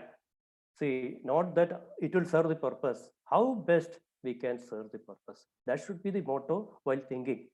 But when we are giving a proposal, the plan should not be finalized based on cost consideration. Cost is a consideration, I agree. But what happens is, for cost, if you are reducing, what will happen is you are making a statue, it costs 10,000. So if it is 8 feet tall, it is difficult. Okay, remove the head. That is the concept what is going on. That's not acceptable. That's what I'm telling. So I am all out for going ahead with this proposal. I don't find anything wrong in it. And I am not in favor of this, exposing the DPR now, because it has got its own engineering reason. I tell you, next session, part 2, I can explain about that. Okay, this is what I wanted to tell. At least I don't know. I thought I have given a picture about this, and then to justify why a new alignment is required, at least between Kayankulam to Tirur. Okay, thank you. Okay, thank you, sir. Thank you very much. താങ്കൾ പ്രധാനമായും ഊന്നി സംസാരിച്ചത് ഇതിന്റെ സാങ്കേതികമായിട്ടുള്ള കാര്യങ്ങളാണ്. അതുകൊണ്ട് തന്നെ സാധാരണ രീതിയിൽ നമ്മൾ ഡിസ്കസ് ചെയ്യുന്ന പോയിന്റിൽ നിന്ന് വ്യത്യസ്തമായിട്ട് കുറെ കൂടി ആഴത്തിൽ അതിന്റെ സാങ്കേതികമായിട്ടുള്ള, ഫോർ എക്സാമ്പിൾ 660 കർവ്സ് ഉള്ളത് കൊണ്ട് തന്നെ കേരളത്തിൽ നിലവിലുള്ള പാതയിലൂടെ ഒരു ഹൈ സ്പീഡ് ഗതാഗതം സാധ്യമല്ല എന്ന് തന്നെയാണ് താങ്കൾ പോയിന്റ് ഔട്ട് ചെയ്തത്. അതുപോലെ തന്നെ ടു മെനി സ്റ്റോപ്സ് എന്നുള്ളത് മറ്റൊരു കാര്യമാണ്. ദെൻ അവസാനമായി ചോദ്യം ഇത് തന്നെയാണ്, sir, how best we can serve the purpose എന്നുള്ളത് തന്നെയാണ്. എന്തായാലും അടുത്ത ഒരു സെഷനിൽ സാറിന്റെ കൂടുതൽ വാക്കുകൾക്കായിട്ട് ഞങ്ങൾ കാതോർത്തിരിക്കുന്നു. അടുത്തതായിട്ട് നമ്മളോട് ഈ വിഷയത്തെ അധികരിച്ച് സംസാരിക്കുന്നത് ശ്രീ പി കൃഷ്ണകുമാർ സാറാണ്. അദ്ദേഹത്തെ ഞാൻ സ്നേഹപൂർവ്വം ക്ഷണിക്കുന്നു. എല്ലാവർക്കും നമസ്കാരം. ഭൗമം സോഷ്യൽ ഇനിഷ്യേറ്റീവിന്റെ ഭാരവാഹികൾക്കും അതിന്റെ അംഗങ്ങൾക്കും ഇങ്ങനെയൊരു എന്നെ കേൾക്കുന്നവർക്കും എല്ലാം നമസ്കാരം. സാധാരണഗതിയിൽ ഇത്തരം ഒരു ചർച്ചയിൽ ഇതിന്റെ ഗുണഭോക്താക്കളായിട്ടുള്ള യാത്രക്കാരുടെ കാര്യം അല്ലെങ്കിൽ ഏതൊരു പദ്ധതി ആയാലും അതിൻ്റെ അൾട്ടിമേറ്റ് ആയിട്ടുള്ള ഗുണഭോക്താക്കളായിട്ടുള്ള ആളുകളുടെ പ്രശ്നങ്ങൾ അവതരിപ്പിക്കാൻ ഒന്നും അവസരങ്ങൾ ലഭിക്കാറില്ല. അപ്പോൾ ആ സന്ദർഭം അങ്ങനെ ഒരു സാഹചര്യത്തിൽ ഇത്തരമൊരു വേദിയിൽ കേരളത്തിലത്തെ തീവണ്ടി യാത്രക്കാരെ പ്രതിനിധീകരിച്ചുകൊണ്ട് അവരുടെ കാഴ്ചപ്പാട് ഇവിടെ അവതരിപ്പിക്കുന്നതിന് ഒരു അവസരം തന്നതിന് എല്ലാവർക്കും ഇതിൻ്റെ ബന്ധപ്പെട്ട ഭാരവാഹികൾക്കും ഭൗമ സോഷ്യൽ ഇനിഷ്യേറ്റീവിൻ്റെ ഭാരവാഹികൾക്ക് എല്ലാവർക്കും നന്ദി രേഖപ്പെടുത്തട്ടെ. ഈ നമ്മൾ കെയറെയിലിൻ്റെ വെബ്സൈറ്റ് സന്ദർശിക്കുകയാണെങ്കിൽ അതിൻ്റെ ആദ്യത്തെ പേജിൽ തന്നെ പറഞ്ഞിട്ടുള്ളത് K Rail is for complementing Indian railways in augmenting the railway infrastructure within the state of Kerala as per the aspirations of the people of Kerala എന്നാണ്. അപ്പോൾ ഇപ്പോൾ ഇവർ ഈ സ്റ്റാൻഡ് അലോൺ ആയിട്ട് ഇപ്പോൾ പ്രഖ്യാപിച്ചിട്ടുള്ള ഈ സ്റ്റാൻഡേർഡ് ഗേജിൽ പ്രഖ്യാപിച്ചിട്ടുള്ള ഈ പദ്ധതി ഇപ്പോഴത്തെ സിൽവർ ലൈൻ യാതൊരു വിധത്തിലും ഇന്ത്യൻ റെയിൽവേ നിലവിലുള്ള ഇന്ത്യൻ റെയിൽവേയുടെ സംവിധാനത്തിനെ ഓഗ്മെന്റ് ചെയ്യുകയോ കോംപ്ലിമെന്റ് ചെയ്യുകയോ ചെയ്യുന്നില്ല. അതുതന്നെയാണ് യാത്രക്കാരെ സംബന്ധിച്ചിടത്തോളം ഇതിൻ്റെ ഏറ്റവും വലിയ പോരായ്മയായിട്ട് ചൂണ്ടിക്കാണിക്കാറുള്ളത്. രണ്ടാമത്, നിലവിൽ ഓടുന്ന വണ്ടികൾ തിരുവനന്തപുരം മുതൽ കാസർഗോഡ് വരെ 14 മണിക്കൂർ സമയമെടുക്കുന്നു. അതുകൊണ്ട് പ്രത്യേകമായിട്ടുള്ള ഇതിൽ നിന്ന് വിട്ട് പ്രത്യേകമായ ഒരു ഇരട്ടപ്പാത നിർമ്മിച്ചാൽ മാത്രമേ കൂടുതൽ വേഗതയിൽ വണ്ടികൾ ഓടിക്കാൻ കഴിയുകയുള്ളൂ എന്നാണ് കേരളയിലെ അല്ലെങ്കിൽ ഇതുമായിട്ട് ബന്ധപ്പെട്ട ആളുകളുടെ ആർഗ്യുമെന്റ്. അത് ഒരു പകുതി മാത്രം ശരിയാണ്. 166-29 നമ്പറിൽ ഓടുന്ന തിരുവനന്തപുരം മംഗലാപുരം മലബാർ എക്സ്പ്രസ് ആണ് 14 മണിക്കൂർ എടുത്തുകൊണ്ട് തിരുവനന്തപുരത്ത് നിന്ന് കാസർഗോഡ് എത്തുന്നത്. ആ വണ്ടിക്ക് 45 സ്റ്റോപ്പുകൾ ഉണ്ട് എന്നുള്ളത് നമ്മൾ മനസ്സിലാക്കണം. അതേസമയം 124-31 തിരുവനന്തപുരം നിസാമുദ്ദീൻ രാജധാനി എക്സ്പ്രസ് 9 സ്റ്റോപ്പുകളിൽ 9 മണിക്കൂർ കൊണ്ടാണ് ഈ ദൂരം ഓടിയെത്തുന്നത്. അതിൽ നിന്ന് തന്നെ നമുക്ക് വ്യക്തമാകും ഈ അധികം വന്നിട്ടുള്ള ഈ 35 സ്റ്റോപ്പുകളാണ് ഏകദേശം ഒരു സ്റ്റോപ്പിന് 9 മുതൽ 10 മിനിറ്റ് വരെ എടുത്തുകൊണ്ട് നമുക്ക് ഇത്ര അധികം ഈ കൂടുതലായിട്ടുള്ള 5 മണിക്കൂറിന് കാരണമാകുന്നു എന്നുള്ളത്. അപ്പോൾ നമുക്ക് 9 മണിക്കൂർ കൊണ്ട് നിലവിലുള്ള ഇൻഫ്രാസ്ട്രക്ചർ വെച്ചുകൊണ്ട് തന്നെ നിലവിലുള്ള സംവിധാനങ്ങൾ ഉപയോഗിച്ചുകൊണ്ട് തന്നെ എത്തിച്ചേരാൻ കഴിയുമെന്നുള്ളത് അതിൽ നിന്ന് വ്യക്തമാണ്. പിന്നെ മറ്റൊരു കാര്യം, നിലവിലുള്ള നമ്മൾ താരതമ്യം ചെയ്യുമ്പോൾ നിലവിലുള്ള സംവിധാനവും അതിൻ്റെ താരതമ്യം ചെയ്യാൻ പറ്റുന്ന വിധത്തിലുള്ള ഒരു വണ്ടിയായിട്ട് കമ്പയർ ചെയ്യണം. നിലവിലുള്ളത് മുമ്പിൽ എഞ്ചിൻ ഉപയോഗിക്കുന്ന ഒരു എഞ്ചിൻ മറ്റ് 24 ബോഗികളെ വലിച്ചു കൊണ്ടുപോകുന്ന ഒരു തരം തീവണ്ടിയെ ആണ് നമ്മൾ ഇപ്പോൾ നിലവിലുള്ള തീവണ്ടി. എന്നാൽ കേരളയിൽ പറയുന്നത് ഒരു EMU സർവീസ്, അതായത് ഒരു സെൽഫ് ഡ്രിവൺ എഞ്ചിൻ ഇല്ലാത്ത ഒരു ട്രെയിൻ 18 പോലെ വന്ദേ ഭാരത് എക്സ്പ്രസ് പോലെ ഒരു സെൽഫ് ഡ്രിവൺ ആയിട്ടുള്ള ഒരു ട്രെയിനിന്റെ ആയിട്ടാണ് നമ്മൾ കമ്പയർ ചെയ്യുന്നത്. അത് ഒരിക്കലും ശരിയാകും എന്ന് തോന്നുന്നില്ല. അത്തരത്തിലുള്ള ഒരു മറ്റൊരു വണ്ടി കേരളത്തിലെ റെയിൽ ഓടിച്ച് അതുമായിട്ട് കമ്പയർ ചെയ്യൽ മാത്രമേ അത് പൂർണ്ണമായിട്ടും ശരിയാവുകയുള്ളൂ. അപ്പൊ കേരളത്തിലെ തീവണ്ടികളുടെ പാതകളുടെ മുഖ്യ പ്രശ്നം ശ്രീ രാമേന്ദ്രനോട് ചൂണ്ടിക്കാണിച്ച പോലെ സമ്മിശ്ര ഗതാഗതം തന്നെയാണ്. ഇത് യാത്രക്കാർ പലവട്ടം ചൂണ്ടിക്കാണിച്ചിട്ടുള്ളതാണ്. ചരക്ക് വണ്ടികളും പാസഞ്ചറും എക്സ്പ്രസ്സുകളും രാജധാനിയും എല്ലാം ഒരേ പാതയിലൂടെ ഓടുകയാണ്. ഇതിനെ വേർതിരിക്കുകയാണ് അടിയന്തരമായിട്ട് ആവശ്യമുള്ളത്. അപ്പൊ അതിന് നമുക്ക് വേഗത കുറഞ്ഞതും എല്ലായിടത്തും നിർത്തുന്നതുമായിട്ടുള്ള വണ്ടികൾക്ക് നിലവിലെ ഇരട്ടപ്പാതകളും വേഗതയേറിയതും ജില്ലാ ആസ്ഥാനങ്ങളിൽ മാത്രം സ്റ്റോപ്പ് ആവശ്യങ്ങളുമായിട്ടുള്ള ദീർഘദൂര വണ്ടികൾക്ക് സമാന്തരമായി നിർമ്മിക്കുന്ന 2 പുതിയ ഇരട്ടപ്പാതകളും എന്ന ആശയം ഇവിടെ വളരെ പ്രസക്തമാണ്. We have to segregate the traffic. അപ്പൊ നിലവിലുള്ള പാതകൾക്ക് സമാന്തരമായി പുതിയ ഇരട്ടപ്പാതകൾ നിർമ്മിക്കുമ്പോൾ നിലവിലെ പരിമിതികളും പോരായ്മകളും പരമാവധി സാധ്യമാകുന്ന ഇടങ്ങളിലൊക്കെ അത് പരിഹരിക്കേണ്ടതുണ്ട്. അതോടൊപ്പം മനസ്സിലാക്കേണ്ട മറ്റൊരു വസ്തുത, 2012-13 കേരളത്തിൽ ഒരു ശതാബ്ദി എക്സ്പ്രസ് ഓടിക്കുന്നതിന്റെ ഭാഗമായിട്ട് തിരുവനന്തപുരം ഡിവിഷനിലെ DRMന്റെ നേതൃത്വത്തിൽ ഒരു പരീക്ഷണ ഓട്ടം നടത്തുകയുണ്ടായി. അന്ന് ആ പരീക്ഷണ തീവണ്ടി കേവലം 3.5 മണിക്കൂർ കൊണ്ട് എറണാകുളത്തും 4.5 മണിക്കൂർ കൊണ്ട് വള്ളത്തോൾ നഗറിൽ എത്തിച്ചേരുകയുണ്ടായി. അപ്പോൾ നമുക്ക് ഇവിടെ വേഗതയൊക്കെ നമുക്ക് നിലവിലുള്ള പരിമിതികൾക്കുള്ളിൽ, ഇത് 10 വർഷം മുമ്പ് നടന്ന കാര്യമാണ്. അതിനുശേഷം മാറ്റങ്ങളൊന്നും ഇതിൽ ഉൾക്കൊണ്ടിട്ടില്ല. അപ്പോൾ ഒരുപാട് കാര്യങ്ങൾ നമുക്ക് നിലവിലുള്ളത് വെച്ചിട്ട് തന്നെ ചെയ്യാൻ സാധിക്കും. മറ്റൊരു കാര്യം, സാമ്പ്രദായിക പാതകളിൽ കൂടുതൽ വേഗത്തിൽ ഓടാൻ കഴിയുന്ന ടിൽറ്റിംഗ് ട്രെയിനുകൾ എന്നൊരു സംവിധാനമുണ്ട്. ഇത് ലോകത്തിൽ ഇന്ന് ഇറ്റലി, സ്വിറ്റ്സർലൻഡ്, പിന്നെ സ്പെയിനിലെ ടാൽഗോ എന്നീ കമ്പനികൾ അത്തരം ട്രെയിനുകൾ ഉണ്ടാക്കുന്നുണ്ട്. ഈ ടാൽഗോ കമ്പനിയുടെ ഒരു തീവണ്ടി നമ്മുടെ ഇന്ത്യയിൽ കൊണ്ടുവന്നിട്ട് 2 രാജധാനി റൂട്ടുകളിൽ ഓടിക്കുകയുണ്ടായി. ബോംബെ മുതൽ ഡൽഹി വരെയുള്ള രാജധാനി റൂട്ടിൽ അന്ന് 16-17 മണിക്കൂർ രാജധാനി എടുത്തിരുന്നപ്പോൾ ഈ ടാൽഗോ ടിൽറ്റിംഗ് ട്രെയിൻ 12 മണിക്കൂർ കൊണ്ടാണ് ഓടിയെത്തിയത്.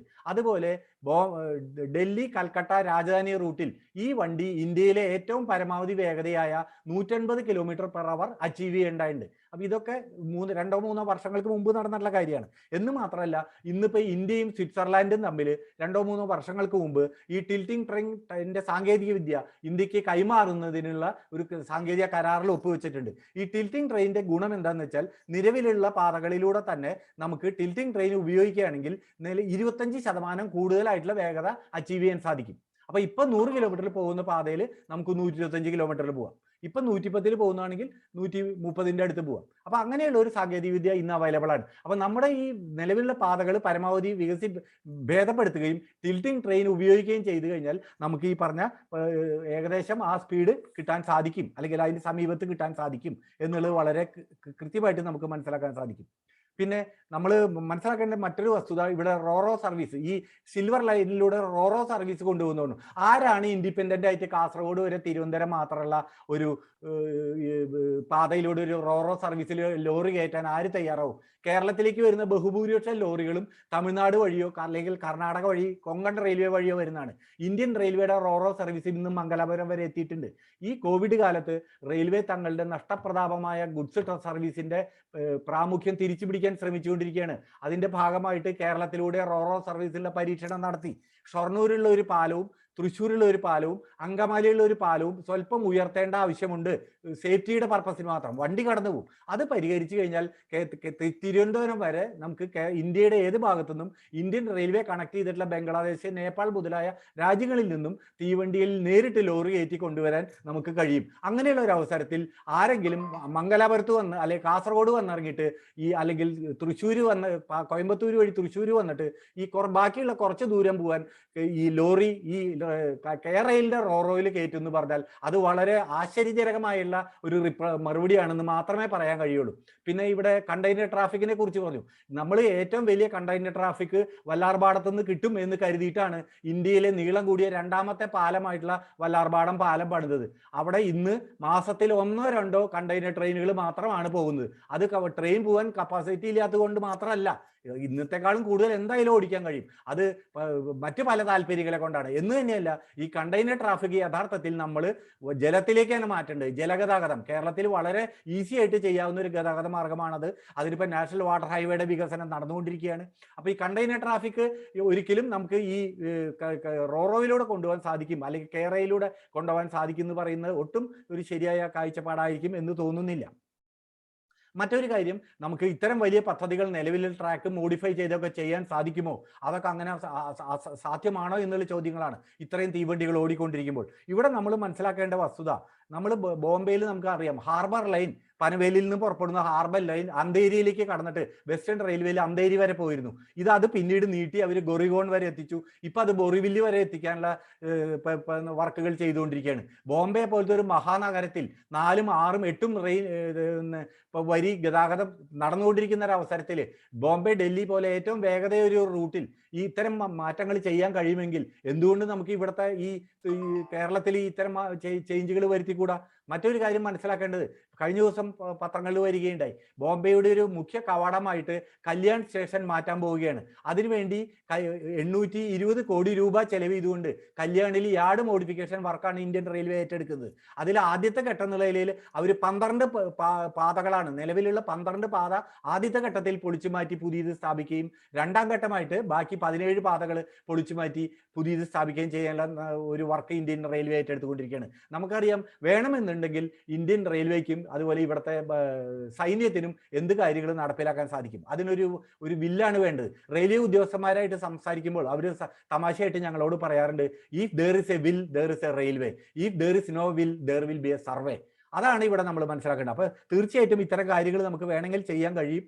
പിന്നെ മറ്റൊരു കാര്യം, ഈ നമ്മുടെ ഈ കേരളയിൽ പറയുന്നത്, ഈ കേരളയിൽ വന്നു കഴിഞ്ഞാൽ, സിൽവർ ലൈൻ വന്നു കഴിഞ്ഞാൽ ഒരുപാട് ലോറികളും കാറുകളൊക്കെ ഈ കേരളത്തിലത്തെ നിരത്തുകളിൽ നിന്ന് മാറി ഇവിടെ ഈ CO2 എമിഷൻ വലിയ തോതിൽ കുറയുന്നതാണ്. ഇതിൽ നമ്മൾ മനസ്സിലാക്കേണ്ട, എനിക്ക് പറയാനുള്ള ഒരു പോയിന്റ്, നമ്മൾ ഓൾറെഡി ഇന്ത്യ രാജ്യവും കേരളവും വൈദ്യുത വാഹനങ്ങളിലേക്ക് മാറാനുള്ള നടപടികൾ സ്വീകരിച്ചു തുടങ്ങിയിരിക്കുകയാണ്. അപ്പോൾ അധികം താമസിയാതെ ഇവിടുത്തെ വണ്ടികൾ അധികവും വൈദ്യുതിയിലേക്ക് മാറും. പിന്നെ എവിടെയാണ് CO2 എമിഷന്റെ ചോദ്യം വരുന്നത്? അപ്പോൾ അത് ഇനിയിപ്പോൾ അഥവാ അത്രയും കാലം അത് മാറുന്നത് വരെ വെയിറ്റ് ചെയ്യാൻ പറ്റില്ല, ഉടനെ തന്നെ വേണമെങ്കിൽ അതിൻ്റെ നയത്തിൽ ആവശ്യമായ മാറ്റങ്ങൾ വരുത്തിയാൽ മതി. അപ്പോൾ ഈ CO2 എമിഷൻ എന്നുള്ളത് ഇതുകൊണ്ട് കിട്ടുന്ന ഒരു പ്രധാന കാര്യമായിട്ട് നമുക്ക് ഒരിക്കലും പറയാൻ കഴിയില്ല. അതുപോലെ നമുക്ക് ഈ മറ്റേ റോറോന്റെ സർവീസും നമുക്ക് പാടെ തള്ളിക്കളയേണ്ട വസ്തുതയാണ്. പിന്നെ യാത്രക്കാരെ സംബന്ധിച്ചിടത്തോളം ഈ കേരളയിൽ ഇങ്ങനെ ഒരു ഇൻഡിപെൻഡന്റ് ആയിട്ടുള്ള ഒരു സ്റ്റാൻഡേർഡ് ഗേജ് പാതയായിട്ട് നിൽക്കുകയാണെങ്കിൽ അത് കേരളത്തിന്റെ അകത്ത് സഞ്ചരിക്കുന്ന ആളുകൾക്ക് മാത്രമേ ഗുണപ്പെടുകയുള്ളൂ. കേരളത്തിലെ തീവണ്ടി യാത്രക്കാരിൽ ബഹുഭൂരിപക്ഷവും കേരളത്തിന് പുറത്തൊക്കെ മറ്റു സംസ്ഥാനങ്ങളിലേക്ക് പോകുന്നവരാണ്. അവരുടെ വണ്ടികൾക്ക് കൂടി ഇത് മീറ്റർ ഗേജിൽ നിലവിലുള്ള പാതയുമായിട്ട് ഇന്റർലിങ്ക് ചെയ്തുകൊണ്ട് നിർമ്മിക്കുകയാണെങ്കിൽ, പ്രത്യേക അലൈൻമെന്റ് കുറച്ച് മാറ്റുന്നതിലും വിരോധമില്ല, പക്ഷേ രണ്ട് അതിവേഗ പാതകൾ കുറച്ച് ഇന്റർലിങ്ക് ചെയ്തുകൊണ്ട് നിർമ്മിക്കുകയാണെങ്കിൽ കേരളത്തിലൂടെ ഇന്ന് രാമേന്ദ്രൻ പറഞ്ഞ രാജധാനി അടക്കമുള്ള വണ്ടികൾക്ക് എന്താ വെച്ചാൽ നമ്മൾ ഗോൾഡൻ കോർഡിലേറ്ററിൽ ഇന്ത്യയിൽ മുഴുവൻ 130 കിലോമീറ്ററും അതിനുശേഷം 160ഉം 200ലേക്കൊക്കെ പോകാനുള്ള പദ്ധതികൾ നടപ്പിലാക്കിക്കൊണ്ടിരിക്കുകയാണ്. അപ്പൊ ആ കേരളത്തിന്റെ മറ്റു ഭാഗങ്ങളിൽ നിന്ന് ഇന്ത്യയുടെ വരുന്ന അതിവേഗ പാതയിലൂടെ ഗോൾഡൻ കോർഡിലേറ്ററിലൂടെ വരുന്ന വണ്ടികൾ നമ്മുടെ സംസ്ഥാനത്തേക്കും നമുക്ക് ഈ പാതയിലൂടെ തിരുവനന്തപുരത്ത് എത്തിക്കാൻ കഴിയും. അങ്ങനെ വരുമ്പോൾ നിലവിലുള്ള പാതയിലെ വലിയ തോതിലുള്ള സമ്മർദ്ദം കുറയും. നമുക്ക് നിലവിലുള്ള രണ്ട് പാതകൾ എല്ലാ സ്ഥലത്തും നിർത്തുന്ന പാസഞ്ചർ മെമു അല്ലെങ്കിൽ ഗുഡ്സ് വണ്ടികൾക്കൊക്കെ വേണ്ടി ഉപയോഗിക്കാം. ഈ വേഗത കൂടിയ എക്സ്പ്രസ് മറ്റു വണ്ടികൾ പുതിയ പാതയിലേക്ക് മാറ്റാം. അങ്ങനെ വരുമ്പോൾ ഈ പ്രശ്നങ്ങളെല്ലാം പരിഹൃതമാകും. എന്ന് മാത്രമല്ല, ഈ ചെറിയ സ്റ്റേഷനുകളുടെ അടുപ്പിച്ച് ജീവിക്കുന്ന ആളുകൾക്ക് ഈ അവരുടെ മെമു പോലത്തെ വണ്ടികളിൽ കയറി മെയിൻ സ്റ്റേഷനിൽ വന്ന് ഇവർക്ക് ഈ മറ്റേ വണ്ടിയിലേക്ക്, വേഗത കൂടിയ വണ്ടിയിലേക്ക് മാറാനുള്ള ഒരു സാധ്യതയും കൂടി കിട്ടും. ഈ സൗകര്യങ്ങളൊന്നും തന്നെ നിലവിൽ ഈ കേരളയിൽ സിൽവർ ലൈൻ എന്ന ഇൻഡിപെൻഡന്റ് ട്രാക്കിൽ ഇല്ല. നമുക്ക് യഥാർത്ഥത്തിൽ ശരിയാണ്, ഈ പദ്ധതിയെ നമുക്ക് അനുകൂലിക്കാമായിരുന്നു. എങ്ങനെയാണെങ്കിൽ നമ്മൾ വളരെ സമ്പന്നമായ ഒരു സംസ്ഥാനമായിരുന്നുവെങ്കിൽ ഇത് മൂക്കറ്റം കടത്തിൽ മുങ്ങി നിൽക്കുന്ന മാസം ശമ്പളവും പെൻഷനും കൊടുക്കാൻ പോലെ കടമെടുക്കേണ്ടി വരുന്ന ഒരു സംസ്ഥാനം ഇത്തരം വലിയൊരു 1.5 ലക്ഷം കോടി രൂപ ചെലവ് ചെയ്തുകൊണ്ട് ഒരു പദ്ധതിക്ക് പോവുക എന്ന് മാത്രമല്ല, ആ പദ്ധതി നിലവിലുള്ള സ്ഥിരം യാത്രക്കാർക്കായാലും നിലവിലുള്ള ദീർഘദൂര യാത്രക്കാർക്കായാലും ആർക്കും യാതൊരു ഗുണവും ചെയ്യാതെ കേരളത്തിന്റെ അകത്ത് പ്രധാനമായിട്ടും അത് തന്നെ കേരളയിലെ കണക്കുകൾ തന്നെ പറയുന്നുണ്ട്. തിരുവനന്തപുരം മുതൽ എറണാകുളം വരെയാണ് പരമാവധി യാത്രക്കാർ, അവിടെ നിന്ന് കോഴിക്കോട് വരെയാണ് പിന്നെ കുറച്ചും കൂടി യാത്രക്കാരുണ്ടാവുക. കോഴിക്കോട് നിന്ന് കാസർഗോട്ടേക്ക് 2050 വരെ 10 സർവീസ് മാത്രം ഓടിച്ചാൽ മതി എന്നാണ് കേരളയിലെ DPR പറയുന്നത്. അതിനുള്ള ആളുണ്ടാവും സംശയമാണ്. അപ്പൊ ഇങ്ങനെ വളരെ ചെറിയൊരു വിഭാഗത്തിന് മാത്രം ഗുണം കിട്ടുന്ന, അപ്പൊ നമ്മൾ അതോടൊപ്പം മറ്റൊരു കാര്യം കൂടി മനസ്സിലാക്കേണ്ടതുണ്ട്. ഈ തിരുവനന്തപുരം മുതൽ എറണാകുളം വരെയുള്ള 200 കിലോമീറ്ററിന് നമുക്കിപ്പോൾ 200 കിലോമീറ്റർ വേഗതയുള്ള വണ്ടി ആയാലും 150 കിലോമീറ്റർ വേഗതയുള്ള വണ്ടി ആയാലും കിലോമീറ്റർക്ക് സ്പീഡ് ഇത്തിരി കുറഞ്ഞാലും അതുകൊണ്ട് വരാൻ പോകുന്ന സമയലാഭം വളരെ തുച്ഛമാണ്, വളരെ ചെറുതാണ്. അപ്പൊ നിങ്ങൾക്ക് എന്തുകൊണ്ട് നിലവിലുള്ള പാതയുടെ പരാധീനതകൾ പരമാവധി കുറച്ചുകൊണ്ട് കേരളത്തിലെ പ്രധാന സ്റ്റേഷനുകൾ ഇവിടെ ചൂണ്ടിക്കാണിച്ച 2 എക്സാമ്പിൾ എറണാകുളം, തൃശ്ശൂർ, കൊല്ലമാണ്. ഈ സ്റ്റേഷനുകളിലെ പ്രശ്നങ്ങൾ കാര്യമായിട്ട് പരിഹരിക്കേണ്ട ആവശ്യമില്ല. കാരണം ഈ ഏത് പ്രധാനപ്പെട്ട തീവണ്ടി വന്നാലും സിൽവർ ലൈനിലായാലും തൃശ്ശൂരും കൊല്ലം എറണാകുളത്തും നിർത്തേണ്ടതുണ്ട്. അപ്പൊ അവിടേക്ക് കുറച്ച് പതുക്കെ സ്റ്റോപ്പിൽ വന്ന് നിർത്തിയാലും മതി, വിരോധമില്ല. നമുക്ക് അവിടെ 200 കിലോമീറ്ററിൽ അടിച്ചു പോകേണ്ട ആവശ്യമില്ല. പിന്നെ വേറൊരു ചോദ്യം കാരണം പറഞ്ഞ മെയിൻ ലൈൻ സ്റ്റേഷനുകൾ പാടില്ല എന്നാ. ഇന്ത്യൻ റെയിൽവേയുടെ പുതിയ പോളിസിയാണ് എല്ലാ സ്റ്റേഷനുകളും മെയിൻ ലൈനായിരിക്കുന്നത്, ലൂപ്പ് ലൈൻ സൈഡിൽ കൂടെ കൊണ്ടുപോകുന്നത്. എന്തിനാന്ന് വെച്ച് കഴിഞ്ഞാൽ ഈ വണ്ടി നിർത്താൻ പോകുമ്പോൾ സ്പീഡ് കുറയ്ക്കലും കൂട്ടലും ഒഴിവാക്കാൻ, ഒരേ വേഗതയിൽ പരമാവധി വേഗത്തിൽ വന്ന് പെട്ടെന്ന് നിർത്തി പെട്ടെന്ന് പോകാൻ. അത് ഈ പുതിയ ട്രെയിൻ 18 പോലെ എഞ്ചിൻ ഇല്ലാത്ത വണ്ടികൾ വരുമ്പോൾ നിലവിലുള്ള ലോക്കോമോട്ടീവ് ഉള്ള ഇതുകൾ പോലെയല്ല, കൂടുതൽ വേഗത്തിൽ വന്ന് നിർത്തി പെട്ടെന്ന് പിക്കപ്പ് എടുത്ത് പോവാൻ ഈ വീലുകളുടെ ഒക്കെ അറ്റാച്ച് ചെയ്ത് EMU പോലത്തെ വണ്ടികളാകുമ്പോൾ പെട്ടെന്ന് സ്പീഡ് പിക്കപ്പ് ചെയ്യാൻ സാധിക്കും. അതിന് വേണ്ടിയിട്ടുള്ള ഇപ്പൊ ഇന്ന് നിങ്ങൾക്ക് നോക്കിയാൽ അറിയാം, കോട്ടയത്തൊക്കെ ഇപ്പൊ ഡബിളിംഗ് നടക്കുന്ന സ്ഥലങ്ങളിൽ അവര് ലൂപ്പ് ലൈനിൽ ഉണ്ടായിരുന്ന സ്റ്റേഷനുകൾ മാറ്റി അത് മെയിൻ ലൈനിലേക്ക് ആക്കുകയാണ് ചെയ്യുന്നത്. It is A policy of the government of India, Indian railways. അപ്പൊ അത് നമ്മൾ മനസ്സിലാക്കേണ്ടതുണ്ട്. ലൂപ്പ് ലൈനുകളല്ല, മെയിൻ ലൈൻ തന്നെയാണ്. അത് ഗുണമാണ് ശരിക്കും. അത് പിന്നെ സ്റ്റോപ്പുള്ള വണ്ടികൾക്ക് അതിനാണ് ഞങ്ങൾ 4 പാത വേണം. അപ്പൊ ആദ്യം നമ്മൾ ആദ്യത്തെ ഘട്ടം എന്ന നിലയിൽ ഓട്ടോമാറ്റിക് സിഗ്നലിംഗ് നടപ്പിലാക്കുക. ഇപ്പൊ ഈ മിക്കവാറും അടുത്ത ബഡ്ജറ്റിൽ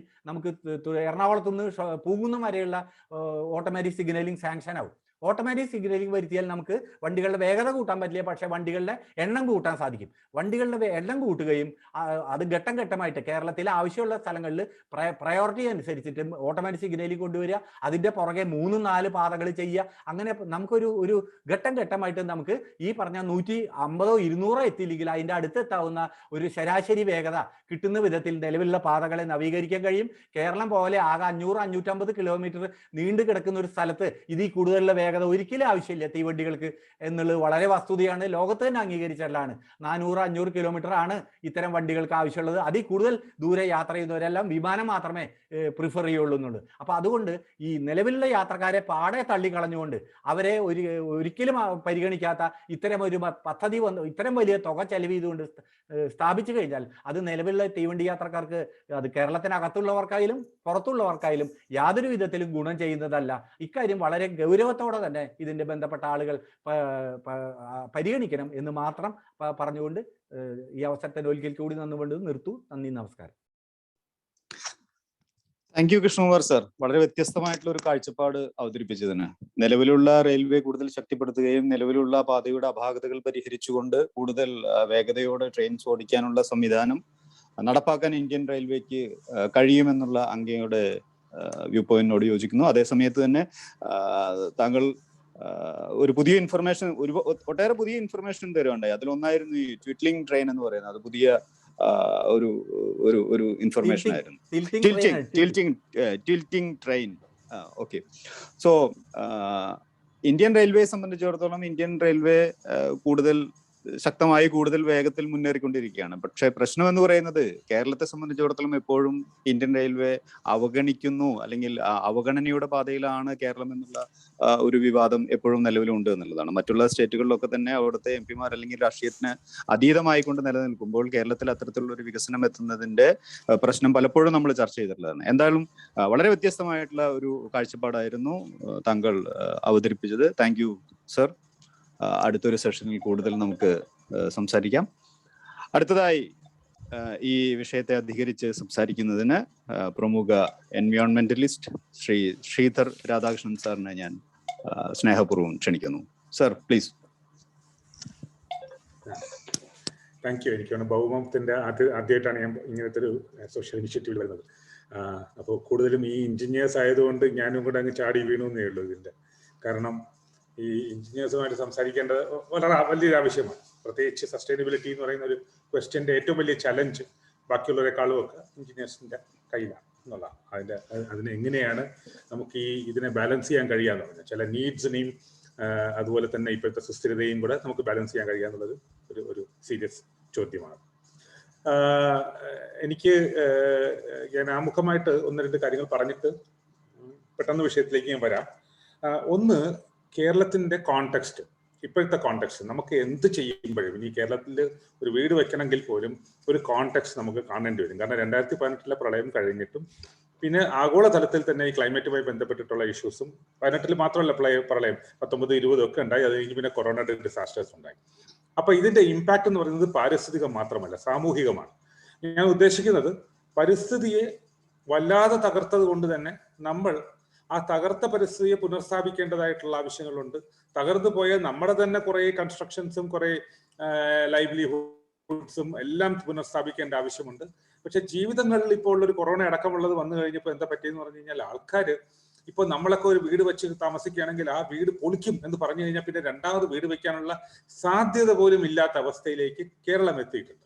അപ്പോൾ ചില സമയത്ത് അങ്ങനത്തെ ഒരു അവസ്ഥയിൽ വരുമ്പോഴത്തേക്കും ഇത്തരത്തിലുള്ള കാര്യങ്ങൾ ഈ നമ്മൾ ലോക്ക്ഡൌൺ എന്നൊക്കെ പറയുന്ന പോലെ ഒരു ഫ്രീ സിറ്റുവേഷൻ ആവശ്യമാണ്. കാരണം അല്ലെങ്കിൽ അവരെല്ലാം ബുദ്ധിമുട്ടി പോകും. ഈ പറഞ്ഞ പോലെ ഒരുപാട് ആൾക്കാരാണ് എന്താണ് കൊറോണയില് ആൾക്കാർ മരിക്കുന്നത് പോലെ തന്നെ ഇപ്പൊ കേൾക്കുന്നത് എന്താണ്, ജീവിക്കാൻ നിവൃത്തിയില്ലാതെ അല്ലെങ്കിൽ മുട്ടി നിന്നിട്ട് ആൾക്കാർ ആത്മഹത്യ ചെയ്യുന്ന, അല്ലെങ്കിൽ വാങ്ങിച്ച കടം തിരിച്ചടയ്ക്കാൻ പറ്റാത്ത. അപ്പൊ there is A different crisis also.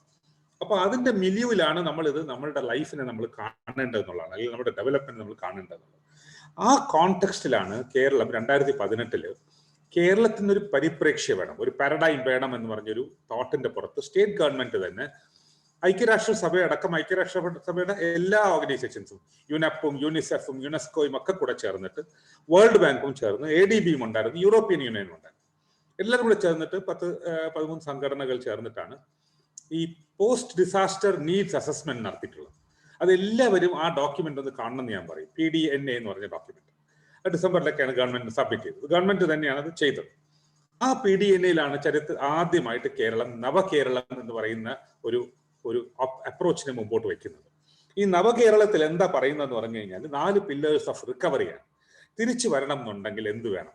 അപ്പൊ അവരൊരു എസ്റ്റിമേഷൻ നടത്തിയിട്ടുണ്ട്. 31,000 കോടി രൂപയുടെ തിരിച്ച് റീബിൽഡിങ്ങിന്റെ ആവശ്യം, അതായത് നശിച്ചു പോയതിന് തിരിച്ച് റീകോമ്പൻസേറ്റ് ചെയ്യുകയോ അല്ലെങ്കിൽ റീബിൽഡോ ചെയ്യേണ്ടതിന് 31,000 crores എസ്റ്റിമേറ്റ് നടത്തിയിട്ടുണ്ട്.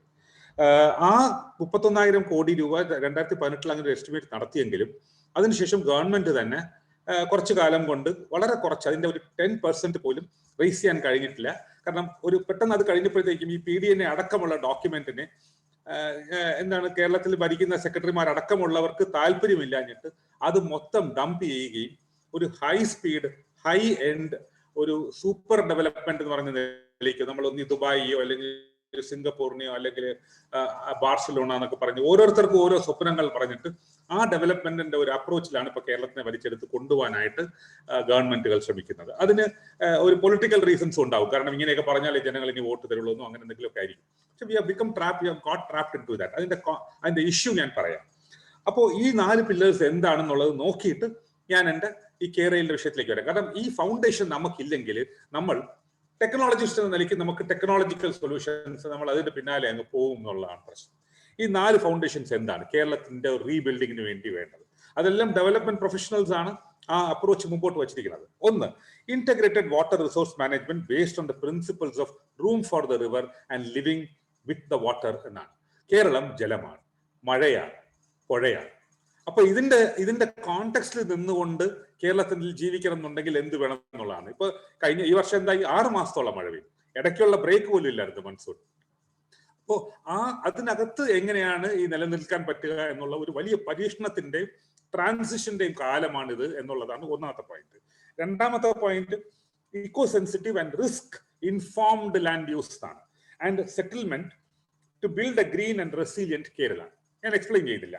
3, inclusive and people centred approach, leave no one behind എന്ന് പറഞ്ഞാൽ ആരെയും പുറത്ത് തള്ളാതെ എങ്ങനെയാണ് ഇൻക്ലൂസീവായിട്ട് ജനകീയമായിട്ടുള്ള ഒരു അപ്രോച്ച് നമുക്ക് മുമ്പോട്ട് കൊണ്ടുവരാൻ പറ്റുക എന്നുള്ളത്. അപ്പൊ പണ്ടൊക്കെ നമ്മളൊക്കെ അങ്ങനെയല്ല, കുറച്ച് വേറെ കുറെ ആൾക്കാർക്ക് വേണ്ടി വഴി മാറിക്കൊടുക്കണം എന്ന് പറയുന്ന ഒരു കോൺസെപ്റ്റ് തന്നെ ഇന്ത്യയിൽ പിന്നെയും ഉണ്ടായിരുന്നു. നെഹ്റുവിയൻ ഒരു എന്താണ് ഇൻഡസ്ട്രിയലൈസ് ഓഫ് പെരിഷ് എന്ന് പറയുന്ന കാലം തൊട്ട് തുടങ്ങിയ ഒരു കോണ്ടെക്സ്റ്റാണ്. ഗാന്ധിയൻ പ്രിൻസിപ്പിൾസ് അങ്ങനെയായിരുന്നില്ല. എല്ലാവർക്കും സ്പേസ് ഉണ്ടാവുന്ന രീതിയിൽ വികസിക്കണം എന്നുള്ളതായിരുന്നു.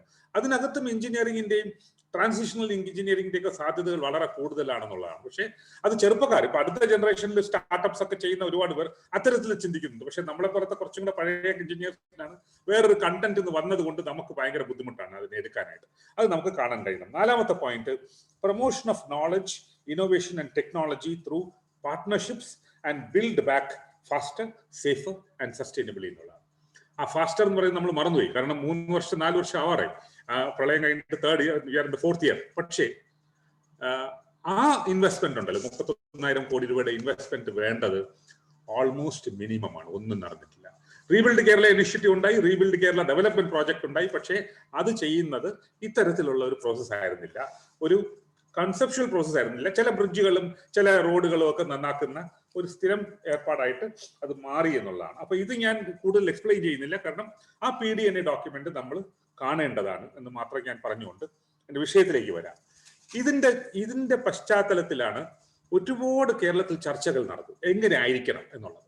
ആ പശ്ചാത്തലത്തിൽ നടന്ന ചർച്ചകളുടെ എൻഡ് പോയിന്റിലാണ് ഇത്തരത്തിലുള്ള ഹൈ എൻഡ് ലക്ഷോറിയസ് ആയിട്ടുള്ള ഡെവലപ്മെന്റ് ആണ് വേണ്ടതെന്നും ഒറ്റ പ്രോജക്റ്റ് കൊണ്ട് കേരളത്തിന്റെ, അത് CMന്റെ സ്റ്റേറ്റ്മെന്റ് തന്നെ അങ്ങനെയാണ്. കാരണം പ്രധാനമന്ത്രിക്കൊക്കെ എഴുതിയ കത്തില് this is the panacea for Kerala എന്നുള്ളതാണ്.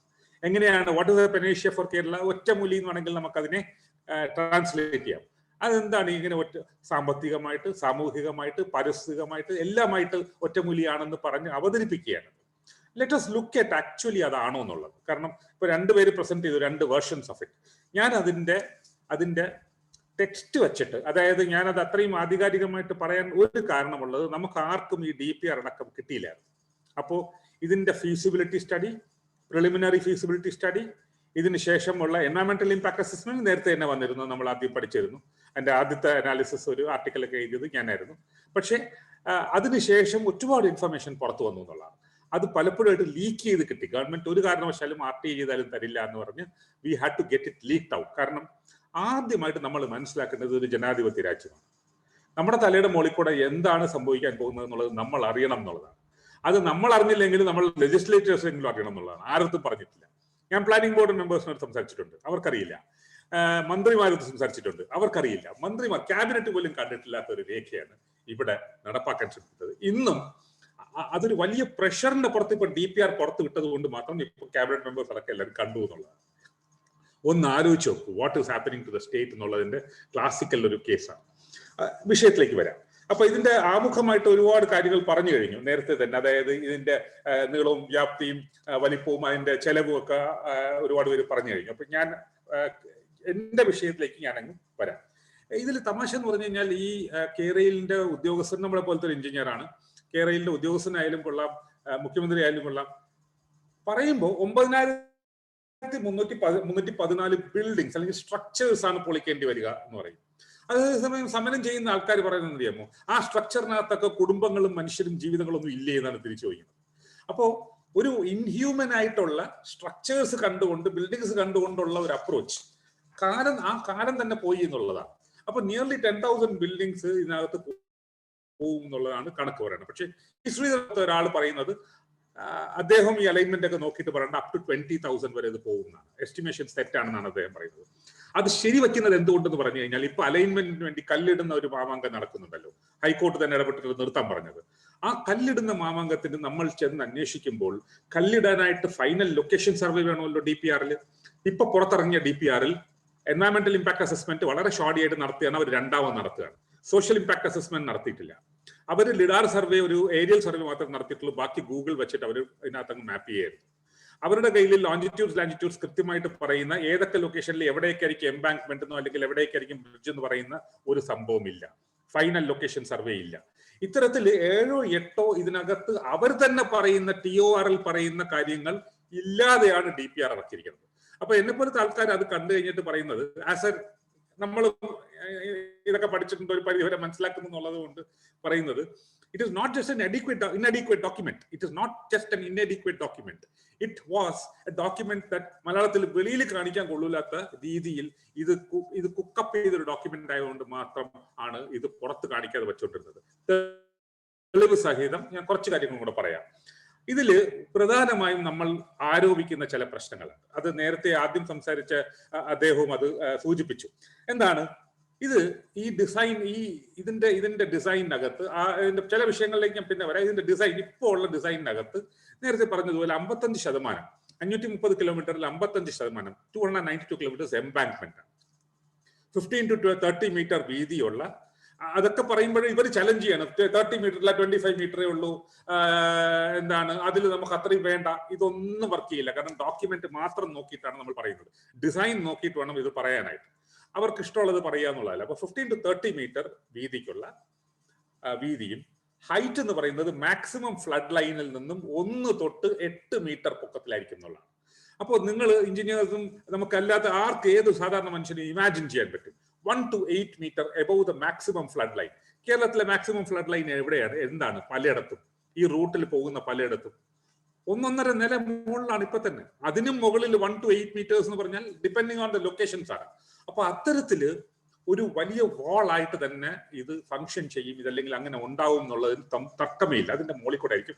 അത്രയും കമ്പാക്ഷനും, അത് വളരെ കമ്പാക്ട് ചെയ്ത് ഭയങ്കര നല്ല അതിന്റെ ഡിസൈൻസ് ഒക്കെ ഉണ്ട്. നല്ല ഷീറ്റ് പൈലിംഗ് ഒക്കെ ചെയ്ത് അതിന്റെ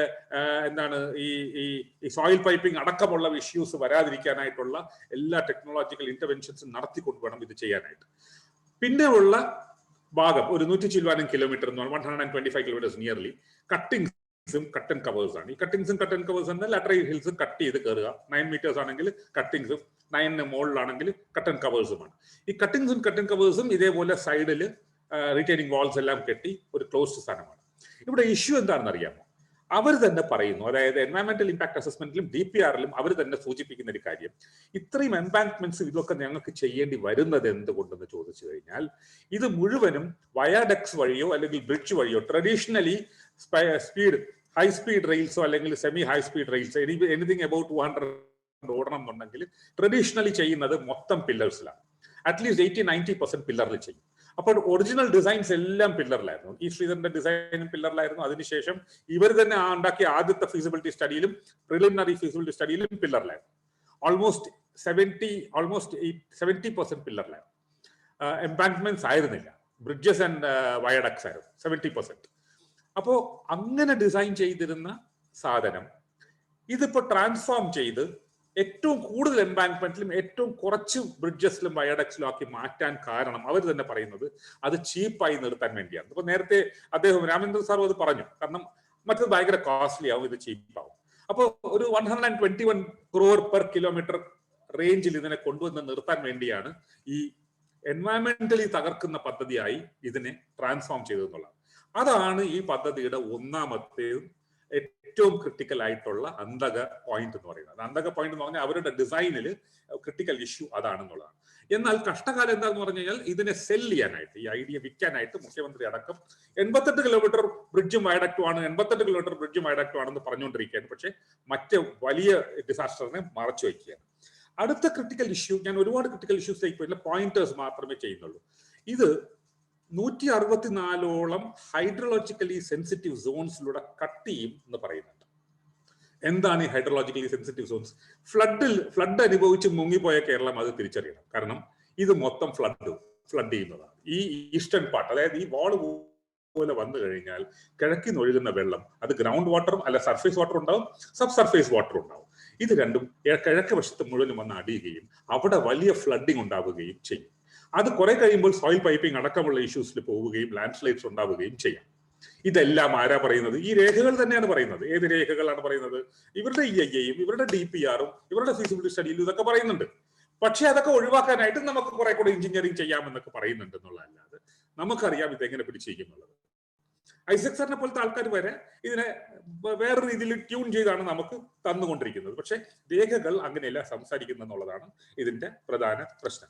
അപ്പൊ ലാൻഡ് സ്ലൈഡ്സ് ഉണ്ടാവും, ഇതെല്ലാം പറയുന്നുണ്ട്. പിന്നെ എന്നെ ഏറ്റവും കൂടുതൽ ബാധിച്ചൊരു പ്രശ്നം, ആസ് എ ലാൻഡ് യൂസ് ഒരു പോളിസി പേഴ്സൺ എന്ന നിലയ്ക്ക് എന്നെ വലുതായിട്ട് ബാധിച്ചൊരു പ്രശ്നം, ഈ ലൈനിന്റെ 25 തൊട്ട് 15 തൊട്ട് 30 മീറ്റർ മാത്രമേ അക്വയർ ചെയ്യേണ്ടതുള്ളൂ എന്നും, ഒരു നാഷണൽ ഹൈവേ ആണെങ്കിൽ അത് 60 മീറ്ററോ അല്ലെങ്കിൽ 80 മീറ്ററോ വരെ അക്വയർ ചെയ്യേണ്ടി വരുമെന്നും, അതുകൊണ്ട് ഇത് ലാഭകരമാണെന്നും പിന്നെ അതുകൊണ്ട് പരിസ്ഥിതിക്ക് കുറവാണെന്നൊക്കെ പറയുന്നുണ്ട്. പക്ഷേ ഈ രേഖകളിൽ തന്നെ പറയുന്നത് ഇത് ഇത്രയും വലിയൊരു എംബാങ്ക്മെന്റും ഇത്രയും വലിയൊരു സംഭവമായിട്ട് കെട്ടുന്നത് കാരണം ഇതിന്റെ 500 മീറ്റർ കിഴക്കോട്ടും 500 മീറ്റർ പടിഞ്ഞാറോട്ടും ലാൻഡ് യൂസ് പാറ്റേൺസിൽ മേജർ ചേഞ്ചസ് വരുമെന്നാണ്. അതിന് തർക്കമൊന്നുമില്ല.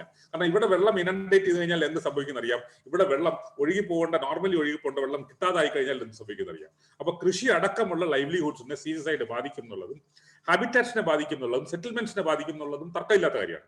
അപ്പൊ up to 1 kilometre 500 on both sides of the line ഇത് എഫക്ട് ചെയ്യും എന്നുള്ളത് അവർ തന്നെ പറയുന്നുണ്ട്. പിന്നെ ഇതിന് വേണ്ട കല്ലും മണ്ണും ഒക്കെ എവിടെ നിന്ന് കിട്ടും എന്നുള്ളൊരു ചോദ്യമുണ്ട്. ഒരുപാട് ഗ്രാനൈറ്റ്സ് വേണം. ഇപ്പൊ അദ്ദേഹം പറഞ്ഞു ഇതൊക്കെ കമ്പിയിൽ ചെയ്യാമെന്ന് പറഞ്ഞു. അത് ഞാൻ അതിനെ ക്വസ്റ്റ്യൻ ചെയ്യുന്നില്ല, ചെയ്യാൻ പറ്റും ഒബ്വിയസ്ലി. പക്ഷേ ഇവർ ഉദ്ദേശിക്കുന്ന level of compaction on the ground ഇങ്ങനെയാണ് ചെയ്യുന്നെങ്കിൽ അവിടെ കമ്പിയല്ല, അവിടെ ഗ്രാനൈറ്റ് തന്നെയാണ്, അവിടെ സ്റ്റോൺസ് തന്നെയാണ്, ലാറ്ററൈറ്റ് തന്നെയാണ്. എക്സ്ട്രീം ഹൈ ലെവൽ ഓഫ് കമ്പാക്ഷൻ വേണം, ഉഗ്രൻ പൈലിംഗ് വേണം. അതിനൊക്കെ അവർ വരച്ചു വെച്ചിട്ടുണ്ട്. അപ്പോൾ ഇതിനുള്ള ഗ്രാനൈറ്റ് ഇതൊക്കെ എവിടെ നിന്ന് കിട്ടും എന്ന് ചോദിക്കുമ്പോൾ അവർ പറയുന്നത് central Kerala has abundance of this എന്നുള്ളതാണ്. ഒരു 10 ക്വാറിയുടെ ഏരിയയും ഐഡന്റിഫൈ ചെയ്തിട്ടുണ്ട്. എന്നിട്ട് അത് തികഞ്ഞില്ലെങ്കിൽ നമുക്ക് തമിഴ്നാട്ടിലും കർണാടകത്തിലും കന്യാകുമാരിയിലും ഉള്ള ഗാഡ്സും അല്ലാത്തതും നമുക്ക് എക്സ്പ്ലോർ ചെയ്യാന്ന് പറയുന്നുണ്ട്. പക്ഷേ എന്നാൽ അങ്ങനെയാണെങ്കിൽ ഇവർ എസ്റ്റിമേറ്റ്സ് പറയണം. ഇത് എത്ര ഉദ്ദേശം ഗ്രാനൈറ്റ്, ഇപ്പോൾ വിഴിഞ്ഞത്തിൽ അവർ പറയുന്നുണ്ട് 75 lakh മെട്രിക് ടൺ ഗ്രാനൈറ്റ് വേണമെന്ന് പറഞ്ഞിട്ടുണ്ടായിരുന്നു. ഇവർക്ക് എത്ര? എന്നിട്ട് അതിൽ തമാശയാണ്, വിഴിഞ്ഞം പ്രോജക്റ്റ് ഇപ്പോൾ 2 year ഡിലേ ആയി, ഇനി വർഷങ്ങൾ അത് ഡിലേ ചെയ്യും. അതിന്റെ 3.1 കിലോമീറ്റർ വിയർ, അതായത് ഈ ബ്രേക്ക് വാട്ടേഴ്സ് ചെയ്യാനായിട്ട് മാത്രം വേണ്ട 75 lakh മെട്രിക് ടൺസിന്റെ 25% പോലും അവർക്ക് കിട്ടിയിട്ടില്ല ഇപ്പോഴും. അത് കിട്ടാതായപ്പോഴാണ് അന്യ സംസ്ഥാനങ്ങളിൽ പോയിട്ട് വാങ്ങിക്കാനും വലിയ നഷ്ടത്തിൽ ചെയ്തുകൊണ്ടിരിക്കുകയാണ്. എന്നിട്ട് എന്താ പറ്റുന്ന, ഓരോ പ്രളയവും അല്ലെങ്കിൽ ഓരോ മൺസൂൺ കഴിയുമ്പോഴും ആ പടിഞ്ഞ ബ്രേക്ക് വാട്ടറിന്റെ 100-150 മീറ്റർ അങ്ങ് കടലിൽ അങ്ങ് മുങ്ങിപ്പോവുകയാണ്, തിരയടിച്ചു പോവുകയാണ്. അപ്പോ ഇതെല്ലാം, എന്നാൽ തമാശ എന്ന് വെച്ചാൽ ഇതെല്ലാം തന്നെ സെന്റർ ഫോർ സയൻസ് സ്റ്റഡീസ് ചെയ്ത EIAയിൽ അവർ നേരത്തെ തന്നെ പറഞ്ഞിട്ടുണ്ടായിരുന്നു. സയന്റിസ്റ്റുകൾ പറഞ്ഞിട്ടുണ്ട് അവിടുത്തെ വിഴിഞ്ഞം അൺസ്റ്റേബിൾ ആണ്, വിജയിക്കില്ല എന്ന്. ഇപ്പോഴത് ഒരു വെള്ളാര പോലെ നമ്മുടെ മുന്നിൽ കിടക്കുകയാണ്. വെള്ളാർപ്പാടം ഇസ് അനദർ ഡിസാസ്റ്റർ. അപ്പോ ഈ കല്ലും മണ്ണും എവിടെ നിന്ന് കിട്ടും, എന്ത് കിട്ടും? അപ്പൊ അവർ വളരെ ലാഘവത്തോടെയാണ് എക്സ്പ്ലെയിൻ ചെയ്യുന്നത്. അത് കട്ടിങ്സും കവേഴ്സും ഒന്നും നമ്മൾ എടുക്കുന്നതെല്ലാം നമ്മൾ ഇവിടെ വെച്ച് ഫില്ല് ചെയ്യും. അങ്ങനെ പറഞ്ഞാൽ പോരാ. ഇത് എഞ്ചിനീയറിംഗ്, ഇത് ഡിസൈനാണ്. ഇതിനകത്ത് ഈ വളരെ വളരെ സ്മൂത്ത് ആയിട്ട് പറയേണ്ട കാര്യമില്ല. അപ്പോൾ പരിസ്ഥിതിയുമായിട്ട് ബന്ധപ്പെട്ടിട്ട് ഇനിയും ഒരുപാട് ഇഷ്യൂസ് ഉണ്ട്. ഞാൻ അതിലേക്ക് വരുന്നില്ല. കോസ്റ്റിന്റെ ഫാക്ടർ എടുക്കുക, ആരോ ഒരാൾ അതിനെക്കുറിച്ച് ചോദിക്കുകയും ചെയ്തു. ഇത് ഡിസൈൻ ചെയ്തപ്പോൾ 121 crore per കിലോമീറ്ററിന് വേണ്ടിയുള്ളത് അങ്ങനെ കുറച്ചതാണ്. അപ്പോൾ നിതി ആയോഗ് ഇതിന്റെ എസ്റ്റിമേറ്റ് 1.33 lakh crore ആവുമെന്ന് ഇവരോട് പറഞ്ഞു. അപ്പൊ നമ്മൾ ഈ പിന്നെ എങ്ങനെയാ ഈ 63,000 crore അല്ലെങ്കിൽ 64,000 crore എഴുതി എന്ന് ചോദിച്ചപ്പോഴത്തേക്കും കോസ്റ്റ് ഒക്കെ കുറച്ച് വെച്ചല്ലോ.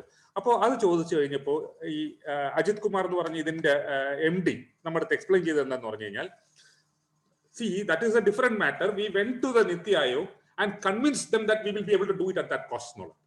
ആ കൺവിൻസിന്റെ പുറത്താണ് നിതി ആയോഗ് ഒരു ഡോക്യുമെന്റഡ് ആയിട്ട് അപ്രൂവൽ ഒന്നുമില്ല. ശരി നിങ്ങൾ എന്തെങ്കിലും ചെയ്യുന്നുള്ള മട്ടില്ലെങ്കിൽ വിട്ടിരിക്കുക. എല്ലാവരും സ്റ്റക്കാണ്. ആണെങ്കിൽ ഇൻ പ്രിൻസിപ്പൽ അപ്രൂവൽ കൊടുത്തിട്ടുണ്ട്, പക്ഷെ DPR കണ്ടിട്ടില്ല. ഇപ്പോഴാണ് പഠിച്ചുകൊണ്ടിരിക്കുന്നത്. അവര് കോടതിയിൽ തന്നെ ഇന്നലെ കഴിഞ്ഞ ദിവസം അവര് സത്യവാങ്മൂലം നൽകിയതിൽ ഞങ്ങൾ ഇപ്പോഴും പഠിച്ചുകൊണ്ടിരിക്കുകയാണെന്നാണ് പറയുന്നത്. പക്ഷെ ഇൻ പ്രിൻസിപ്പൽ അപ്രൂവൽ കൊടുത്തിട്ടുണ്ട് തന്നെ. അപ്പോൾ ഇതിനകത്ത് ഒരുപാട് പ്രോബ്ലംസ് ഉണ്ട്. ഇനി ലാസ്റ്റ് ആയിട്ട് എനിക്ക് പറയാൻ ആഗ്രഹിക്കുന്ന ഒരു കാര്യം, ഞാൻ നിർത്താം. ഓൾട്ടർനേറ്റീവ്സിനെ കുറിച്ചൊക്കെ മറ്റുള്ളവർ സംസാരിച്ചുകൊണ്ട് ഞാൻ അതിലേക്കൊന്നും പോകുന്നില്ല. ഈ പ്രോജക്റ്റിന്റെ എന്നെ സംബന്ധിച്ചോളം മാത്രമല്ല, ഇത് 1.33 lakh ക്രോറിൽ പോലും നിൽക്കാൻ പോകുന്നില്ല. കാരണം നമ്മളുടെ കോസ്റ്റ് എന്ന് പറയുന്നത് കേരളത്തിൽ ബാക്കിയുള്ള ചില സാധനങ്ങൾ ചെയ്യുന്നത് പോലെയല്ല. ഇപ്പൊ നമ്മൾക്കൊരു national highway NH ചെയ്തുകൂടെ കഴക്കൂട്ടത്തിൽ 26 kilometre national highway ചെയ്യാനായിട്ട് മറ്റിടത്തൊക്കെ ഒരു 20 crore per കിലോമീറ്റർ ആയാൽ ഇവിടെ ഒരു 35-40 crore ആണ് ആവുന്നത് മിനിമം. അപ്പോൾ 40 crore അല്ല, ഇൻഫാക്ട് ഈ നാഷണൽ ഹൈവേ ഓൾമോസ്റ്റ് 50 crore ആയി പെർ കിലോമീറ്റർ. അപ്പോൾ അത്ര കോസ്റ്റ്ലിയാണ് ഇവിടുത്തെ ഇന്റർവെൻഷൻസ് എല്ലാം. അപ്പോൾ അത് ഒട്ടും ഫാക്ടർ ചെയ്തിട്ടില്ല. പിന്നെ നേരത്തെ വല്ലാർപാടത്തെ കുറിച്ച് സാർ പറഞ്ഞല്ലോ. അപ്പോൾ Vallarpadam as A stand alone പദ്ധതി ഉണ്ടാക്കിയിട്ട് ഇതിന്റെ ഒരു ലിങ്കേജും കൂടെ ഡെവലപ്പ് ചെയ്തില്ല എന്നുള്ളതാണ് ഇതിനകത്തുള്ളൊരു പ്രോബ്ലം. അപ്പോൾ ഒരു ഇന്റഗ്രേറ്റഡ് പ്രോജക്റ്റ് ആയിട്ട് ഈ കേരളത്തിലെ എഞ്ചിനീയർമാർ ഇപ്പോഴും അല്ലെങ്കിൽ ഉദ്യോഗസ്ഥരോ അല്ലെങ്കിൽ രാഷ്ട്രീയക്കാരോ കൺസീവ് ചെയ്യാനേ തയ്യാറല്ല എന്നുള്ളതാണ് നമ്മളുടെ ഡിസാസ്റ്റർ. ഞാൻ അത് എന്തുകൊണ്ട് അങ്ങനെ ഉറപ്പിച്ച് പറയുന്നത് വെച്ചാൽ, ലുക്ക് അറ്റ് വല്ലാർപാടം. ഒരു ലിങ്കേജും ഡെവലപ്പ് ചെയ്തില്ല. അപ്പോൾ വല്ലാർപാടം സ്റ്റാൻഡ് അലോൺ ആണ്, വിജയിക്കുകയില്ല. വേഗം നോക്കുക, ഒരു ലിങ്കേജും ഡെവലപ്പ് ചെയ്യാൻ പോകുന്നില്ല. അപ്പോൾ അത് സ്റ്റാൻഡ് അലോൺ ആയിരിക്കും. അതേപോലെ ഇതൊരു സ്റ്റാൻഡ് അലോൺ പ്രോജക്റ്റ് ആണ്. വല്ലാർപാടത്തിനെ സഹായിക്കാൻ പോകുന്നില്ല. കാരണം സ്റ്റാൻഡ് അലോൺ പ്രോജക്റ്റ് എങ്ങനെയാണ് വല്ലാർപാടത്തിനെ സഹായിക്കുക? ഒരിക്കലും സഹായിക്കാൻ പറ്റില്ല. പക്ഷെ അവർ വിൽക്കുന്നുണ്ട്. അവർ പറയുന്ന രേഖകളിൽ റോറോ ഓടിക്കും, ഇത് കാരേജസിന് വേണ്ടി ഒരു സെക്ഷൻ ഉണ്ടാക്കും, എന്നിട്ട് അതെല്ലാം കൂടെ കണക്കൂട്ടിയിട്ടാണ് ഈ ലാഭം ഉണ്ടായി കാണിക്കുന്നത്. ഇനി അവസാനമായി എനിക്ക് പറയാനുള്ള കാര്യം, ഇതിനകത്ത് കൃത്യമായി അത് ഞങ്ങൾ ഐഡന്റിഫൈ ചെയ്ത് കൊടുത്തിട്ടുണ്ട്. Pre feasibility report, feasibility report, DPR, ഈ 3 രേഖകൾ തമ്മിൽ ഡേറ്റയിൽ ഒരുപാട് ഡിസ്ക്രിപ്പൻസീസ് ഉണ്ട്. അതായത് പ്രീ ഫീസിബിലിറ്റി റിപ്പോർട്ടിൽ നിന്ന് ഫീസിബിലിറ്റി റിപ്പോർട്ടിലേക്ക് എഴുതി മാറ്റുമ്പോൾ അവർ ചെയ്തിട്ടുള്ള ഡേറ്റ ഒരു ഉദാഹരണം പറയാം. റൈഡർഷിപ്പ് പ്രധാനപ്പെട്ട ഡേറ്റയാണ്. ഇത് ലാഭകരമാണെങ്കിൽ റൈഡർഷിപ്പ് ഉണ്ടാകും. ഇവർ എസ്റ്റിമേറ്റ് ചെയ്ത റൈഡർഷിപ്പ് മാർച്ച് 2019 എസ്റ്റിമേറ്റ് ചെയ്യുമ്പോൾ 37,750. മാർച്ചിൽ നിന്ന് മാറി മേയിലാവുമ്പോൾ അലൈൻമെന്റും മാറി, 2 മാസം കൊണ്ട് അലൈൻമെന്റും മാറ്റി, എല്ലാം മാറ്റിയിട്ട് റൈഡർഷിപ്പ് 67,000 ഇരട്ടിക്കുകയാണ്. എന്തുകൊണ്ട് ഇരട്ടിച്ചു? സിമ്പിൾ ആണ്. അടുത്ത 2 ഡേറ്റ കൂടെ പറയുമ്പോൾ അത് മനസ്സിലാവും. ജൂൺ 2020 DPR സബ്മിറ്റ് ചെയ്യുമ്പോൾ അത് 79,000 അല്ലെങ്കിൽ ഇപ്പോ പറയുന്ന 80,000 ആയി മാറി. അതേപോലെ ഈ എംബാങ്ക്മെന്റ് അടക്കമുള്ള എല്ലാ സാധനങ്ങളുടെയും യൂണിറ്റ് കോസ്റ്റ് എന്ന് പറയുന്നത് ഡ്രാസ്റ്റിക് ആയിട്ട് വെട്ടിക്കുറച്ചിരിക്കുകയാണ് ഈ DPR കുറച്ച് കാണിക്കാനായിട്ട്. ഉദാഹരണം ഞാൻ പറയാം. പ്രീ ഫീസിബിലിറ്റി റിപ്പോർട്ടിൽ 140 crore per 140 കോടി പെർ കിലോമീറ്റർ എന്ന് എഴുതിയിരുന്ന എനിക്ക് തോന്നുന്നു മറ്റേ ബ്രിഡ്ജസ് ആണെന്ന് തോന്നുന്നു, അത് 115 ചെയ്യാൻ പറ്റുമെന്നാണ് പറയുന്നത്. അതേപോലെ വയാഡക്റ്റിന് ഫീസിബിലിറ്റി റിപ്പോർട്ടിൽ 60 തൊട്ട് 115 കോടി രൂപയെങ്കിലും ഒരു കിലോമീറ്റർ ആവുമെന്ന് പറയുന്നത് ഫൈനൽ DPR വരുമ്പോൾ 40 കോടിയിൽ ചെയ്യാന്ന് പറയുക. അപ്പോൾ ഇതിൽ എന്താ പ്രോബ്ലം എന്ന് പറഞ്ഞാൽ ഇവർക്ക് തന്നെ അറിയാം, അങ്ങ് തുടങ്ങി വെച്ച് കഴിഞ്ഞാൽ പിന്നെ എവിടുന്നെങ്കിലും ഒക്കെ കടം വാങ്ങിച്ച് ഒരു 10-20 വർഷം കൊണ്ട് അങ്ങ് തീർക്കാന്നുള്ളതാണ്. ഇതിന്റെ കോസ്റ്റ് എസ്റ്റിമേറ്റ്സിൽ തന്നെ തിരിമറി നടത്തിയിട്ടുണ്ടെന്ന് മാത്രമല്ല, ഞാൻ യൂസ് ദ വേർഡ് തിരിമറി നടത്തിയിട്ടുണ്ടെന്ന് മാത്രമല്ല, ഈ പ്രോജക്റ്റിനെ കേരളത്തിന് തലയിൽ വെച്ച് തരാനായിട്ട് there is a lobby, there is an agenda that is being played. അതാണ് എന്നെ ഏറ്റവും കൂടുതൽ ഭയപ്പെടുത്തുന്ന വിഷയം. അതില് പിന്നെ രണ്ടാമത്തെ ഒരു പ്രോബ്ലം ഞാൻ നേരത്തെ പറഞ്ഞല്ലോ, അലൈൻമെന്റ് വരെ മാറ്റിയിട്ടുള്ളത് അതിനു വേണ്ടിയാണ്. അവസാനമായിട്ട് എനിക്ക് പറയാനുള്ളത്, ഈ പ്രോജക്റ്റ് വരുന്നതിന് മുമ്പ് തന്നെ കേരളത്തിന്റെ വേണ്ടതായിട്ടുള്ള വികസനത്തിന് വേണ്ടി ഡിസൈൻ ചെയ്തിട്ടുള്ള വേറെ കുറെ പ്രോജക്ട്സ് ഉണ്ട്. NHന്റെ ഡെവലപ്മെന്റ്, NH66 അടക്കം 366 എല്ലാം, സ്റ്റേറ്റ് ഹൈവേസിന്റെ ഡെവലപ്മെന്റ്, നമ്മൾ അതിലെ കർവ്സ് നോക്കുന്നത്, അതിന്റെ ബൈപ്പാസുകൾ ഉണ്ടാക്കുന്നത്, അതിന്റെ വീതി കൂട്ടുന്നത്, ഈ എല്ലാ ഇങ്ങനത്തെ പദ്ധതികൾ നടന്നാൽ അവർ കൃത്യമായി എഴുതി വെച്ചിരിക്കുന്നതാണ്. ഇങ്ങനത്തെ പദ്ധതികൾ നടക്കുകയാണെങ്കിൽ ഞങ്ങൾക്ക്, അതായത് സിൽവർ ലൈനിന് അത് നെഗറ്റീവ് ഇമ്പാക്റ്റ് ആയിരിക്കും എന്ന് പറയുന്നത്. അങ്ങനെ ചെയ്യുകയാണെങ്കിൽ ഇതെല്ലാം ടോൾ റോഡ് ആക്കിയാൽ ഞങ്ങൾക്ക് പോസിറ്റീവ് ഇമ്പാക്റ്റ് ആയിരിക്കും എന്ന് പറയുന്നത്. അതായത് ഇത് കയ്യാലപ്പുറത്ത് തേങ്ങ പോലെ ലാഭകരമായി നിൽക്കുകയാണ്. ആ ലാഭം നിർത്തിക്കൊണ്ട് പോകണം എന്നുണ്ടെങ്കിൽ ബാക്കിയെല്ലാം പൊളിച്ചേ പറ്റുള്ളൂ എന്നുള്ളതാണ്. റെയിൽവേസിനെ കുറിച്ച് പറയുന്നുണ്ട്. റെയിൽവേസിന്റെ കർവ്സ് നോക്കുക, ഈ ഓട്ടോമാറ്റിക് സിഗ്നലിംഗ് കൊണ്ടുവരിക, എക്സ്പ്ലിസിറ്റ്ലി പറയുകയാണ്, ഓട്ടോമാറ്റിക് സിഗ്നലിംഗ് കൊണ്ടുവരിക, കർവ്സ് നോക്കുക, അല്ലെങ്കിൽ സ്പീഡ് കൂട്ടുന്ന എഫേർട്ട് ഉണ്ടാക്കുക, ഫെയർ കൂട്ടാതിരിക്കുക, AC കോച്ചിന്റെ ഒക്കെ ഫെയർ കൂട്ടാതിരിക്കുക. ഇങ്ങനെയൊക്കെ ചെയ്താൽ ഞങ്ങൾക്ക് നെഗറ്റീവ് ആയിരിക്കും അത്. അതേസമയം ഇതൊക്കെ ചെയ്താൽ ഞങ്ങൾക്ക് പോസിറ്റീവാണ്. അതായത് ഫെയർ കൂട്ടണം, അതിന്റെ ഫെയർ കൂട്ടിയാൽ ഞങ്ങൾക്ക് പോസിറ്റീവാണ് എന്ന് പറഞ്ഞിരിക്കുകയാണ്. ദ വേഴ്സ്റ്റ് തിങ് ഈസ്, അടുത്ത കാലത്ത് ഞാൻ നിർത്തി, അടുത്ത കാലത്ത് നിർമ്മല സീതാരാമൻ മുഖ്യമന്ത്രി ആവശ്യപ്പെട്ടിട്ട് ഒരു കത്ത് അയച്ച ഇത് നമ്മുടെ RTIയിലൂടെ നമുക്ക് കിട്ടിയിട്ടുണ്ട്. അതിന്റെ മിനിറ്റ്സും കിട്ടി. അതിലെന്താ പറയണമെന്നറിയാമോ? ഈ പദ്ധതി വയ്ക്കുന്നതിന് മുമ്പ് 2020 ഈ പദ്ധതി DPR അവതരിപ്പിക്കുന്നതിന് മുമ്പ് കേരളത്തില് 12 ഓൺഗോയിങ് പദ്ധതികളും 8 ഇൻ ദ പൈപ്പ് ലൈൻ പദ്ധതികളും കൂടെ ചേർന്ന് 42,600 കോടി രൂപയുടെ പദ്ധതികൾക്ക് ADBയും പല ഫണ്ട് ബാങ്ക്സ് നിന്നുള്ള ഫണ്ട് കിട്ടാനായിട്ട് government of India, ministry of economic affairs try ചെയ്യുന്നുണ്ടായിരുന്നു. അവർ ആ പ്രോസസ്സിലായിരുന്നു അത് ചെയ്യാനായിട്ടുള്ള. അത് മുഴുവനും വേണ്ടാന്ന് വെച്ചിട്ടാണ് ഈ പദ്ധതി മതി എന്ന് സ്റ്റേറ്റ് ആവശ്യപ്പെട്ടിട്ട് സെൻട്രൽ ഗവൺമെന്റ് ഡിസൈഡ് ചെയ്ത് കൊടുക്കുന്നുണ്ട്. ഇനി ആ പദ്ധതികൾ ഞങ്ങൾ പെർസ്യൂ ചെയ്യുന്നില്ല, ആ പദ്ധതികൾക്ക് മാറ്റിവെച്ച കാശ് മറ്റു സംസ്ഥാനങ്ങൾക്ക് കൊടുക്കാനായിട്ട് മിനിറ്റ്സിൽ രേഖപ്പെടുത്തുകയും ഇനി സംസ്ഥാനം ഈ പദ്ധതി ചെയ്താൽ മതിയെന്ന് ഇങ്ങോട്ട് പറയുകയും ചെയ്തിട്ടുണ്ട്. എൻ്റെ പോയിന്റ് ഓഫ് വ്യൂല് ഈ പദ്ധതി ഒരു എക്കോളജിക്കലി ഡിസാസ്ട്രസ് പദ്ധതിയാണ്, എക്കണോമിക്കലി ഡിസാസ്ട്രസ് പദ്ധതിയാണ്. കാരണം നമുക്ക് അത്രയും പൈസ ഇല്ല. 3.25 ലക്ഷം കോടി രൂപയുടെ കടത്തിൽ നിൽക്കുകയാണ്. നമ്മളുടെ നല്ല ശതമാനവും ശമ്പളം കൊടുത്ത് മാത്രം തീർക്കുകയാണ്. നമ്മൾ ഇൻഫ്രാസ്ട്രക്ചർ ബിൽഡിങ്ങിനൊന്നും വേണ്ടി നമ്മൾ പൈസ മാറ്റി വെക്കുന്നില്ല. അതെല്ലാം കിഫ്ബി കടത്തിലൂടെ ചെയ്തുകൊണ്ടിരിക്കുകയാണ്. അതിന്റെ കൂടെ ഈ 1.5 ലക്ഷം കോടിയും കൂടെ കയറി കഴിയുമ്പോൾ നമുക്ക് തിരിച്ചടയ്ക്കാൻ പറ്റാതെ അസറ്റ് വിൽക്കുന്ന കേരളമായി മാറും. കേരളത്തിന്റെ പ്രധാനപ്പെട്ട അസറ്റ്സ് വിൽക്കേണ്ടി വരും നമുക്ക്. And the worst thing is, ഈ പദ്ധതി അതിനെ സഹായിക്കുന്ന രീതിയിൽ ഈ എക്കണോമിക് എക്കോളജിക്കൽ ഡിസാസ്റ്റർ മാത്രമല്ല, ഇതൊരു പ്രിഡേറ്ററി പദ്ധതിയാണ്. ഇംഗ്ലീഷിൽ പ്രിഡേറ്ററി പദ്ധതിയാണ്. പ്രിഡേറ്ററി എന്ന് പറയുമ്പോൾ വേറെ പല കേരളത്തിന്റെ വേണ്ടതായ വികസനങ്ങളെ തകർത്തിട്ട് മാത്രമേ ഇതിന് വിജയിക്കാൻ പറ്റുള്ളൂ എന്നുള്ളത് എക്സ്പ്ലിസിറ്റ്ലി രേഖകളുടെ അടിസ്ഥാനത്തിലാണ് ഞാൻ ഇവിടെ അവതരിപ്പിക്കുന്നത്. Thank you very much. Thank you Sridhar sir. വളരെ സസൂക്ഷ്മം ഈ പദ്ധതിയെ വിലയിരുത്തി അതിന്റെ ഇക്കോളജിക്കൽ ആസ്പെക്റ്റിൽ നിന്നുകൊണ്ട് സാറ് പറഞ്ഞതുപോലെ സ്ട്രക്ചേഴ്സിൽ നിന്ന് 9314 സ്ട്രക്ചേഴ്സ് ആണ് പൊളിച്ചു മാറ്റേണ്ടത് എന്ന് പറയുമ്പോൾ അതിനകത്തുള്ള മനുഷ്യരുടെ കാര്യം കൂടി പരിഗണിക്കപ്പെടേണ്ടതുണ്ട്. ഒരു വികസനം വരുന്ന സമയത്ത് ഏറ്റവും താഴേക്കിടയിൽ നിൽക്കുന്ന ഒരു വ്യക്തിയെ അത് ഏത് തരത്തിൽ ബാധിക്കും എന്നുള്ളത് കൂടി കണക്കിലെടുത്തുകൊണ്ട് വേണം എന്നുള്ള ഒരു ഗാന്ധിയൻ പ്രിൻസിപ്പിൾ ഇവിടെ പാലിക്കപ്പെടുന്നുണ്ടോ എന്നുള്ളതും ഈ ഒരു പദ്ധതിയുടെ കാര്യത്തിൽ ഒരു ചോദ്യമായി അവശേഷിക്കുന്നു. മറ്റൊന്ന് സാറ് പറഞ്ഞതുപോലെ തന്നെ 2 പ്രളയം വരുത്തിയ വിനകൾക്കപ്പുറം ഏതാണ്ട് 164ഓളം ഹൈഡ്രോളജിക്കലി സെൻസിറ്റീവ് ആയിട്ടുള്ള ജല നിർഗമന അല്ലെങ്കിൽ അത്തരത്തിലുള്ള സ്രോതസ്സുകളെ മുഴുവൻ തന്നെ തകർക്കുന്ന രീതിയിലുള്ള ഈ പദ്ധതി ഒരു ഇക്കോളജിക്കലി അതുപോലെ തന്നെ ഇക്കോണമിക്കലി ഡിസാസ്റ്റർ ആവും എന്നുള്ള അങ്ങയുടെ വാദത്തെ അങ്ങ് സാധൂകരിക്കുകയുണ്ടായി. സമയക്കുറവ് മൂലം നമുക്ക് ഒത്തിരി പേരുടെ വ്യൂസ് നമുക്ക് വന്നിട്ടുണ്ട്. അതോടൊപ്പം തന്നെ ക്വസ്റ്റ്യൻസ് എന്നുള്ള രീതിയിൽ ഞാനൊന്ന് ഓടിച്ച് വായിച്ചു പോവാം. അതിനകത്ത് ശ്രീ രാമചന്ദ്രൻ സാറിനോടുള്ള ക്വസ്റ്റ്യൻസ് ഉണ്ട് 1-2 എണ്ണം. അതുപോലെ തന്നെ കൃഷ്ണകുമാർ സാറിന്റെ വ്യൂവിനോട് അതിനെ അനുകൂലിച്ചുകൊണ്ടുള്ള വ്യൂസ് ഉണ്ട്. അതുപോലെ തന്നെ ശ്രീധർ സാറിനോടുള്ള ക്വസ്റ്റ്യൻസ് ആയിട്ടും വന്നിട്ടുണ്ട്. അതിനെ ഒന്ന് ക്രോഡീകരിച്ചുകൊണ്ട് ഒന്ന് എളുപ്പത്തിൽ ഞാനൊന്ന് വായിച്ചു പോവാം. അതിന് ആൻസർ ചെയ്യേണ്ടത് ഞാനത് ആർക്കാണെന്നുള്ളത് പറയുകയും ചെയ്യും. ഓക്കെ, ഒന്ന് ശ്രീ CK രാജു ആണ്. To everyone, container projection for future is mere prediction. If other ports come upon ഷോസ് this traffic will become meaningless. അത് അദ്ദേഹം തന്നെ അതിന്റെ ഒരു വ്യൂ പോയിന്റ് ആയിട്ട് അദ്ദേഹം പറഞ്ഞിട്ടുള്ളതാണ്. Next, Francis Kalathungal. To everyone, thank you Ramachandran sir for your comprehensive presentation on the technical aspects of the proposed silver line, but would you kindly enlighten us on the social cost, especially pertaining to rehabilitation of families? who are to be evicted for the said project. Kindly note that more than 300 families evicted for the Vallarpadam ICTT project are still on the streets. അതിന് അത് ഒരു മറുപടി പറയുമെന്ന് പ്രതീക്ഷിക്കാം. അതിനുശേഷം അടുത്ത ഒരു ചോദ്യത്തിലേക്ക് നമുക്ക് കടക്കാമെന്ന് തോന്നുന്നു. സർ.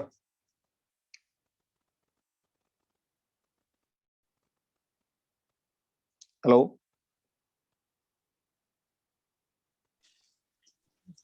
കേൾക്കുന്നുണ്ടോ? ആർക്കായിരുന്നു ഇത്? അത് രാമചന്ദ്രൻ സാറിനുള്ള ഒരു ചോദ്യമാണ്. സാർ കേൾക്കുന്നു? സാറിന് കേൾക്കാലോ അല്ലേ? ഓക്കെ, ചോദ്യം ക്ലിയർ ആണോ? ചോദ്യം ക്ലിയർ ആണ്. കാരണം റീഹാബിലിറ്റേഷൻ ഇതൊരു ഇഷ്യൂ ആണ് എല്ലാ infrastructure പ്രോജക്റ്റും. wherever you are acquiring land, you can't get even 1 or 2 kilometers in the plains without a house.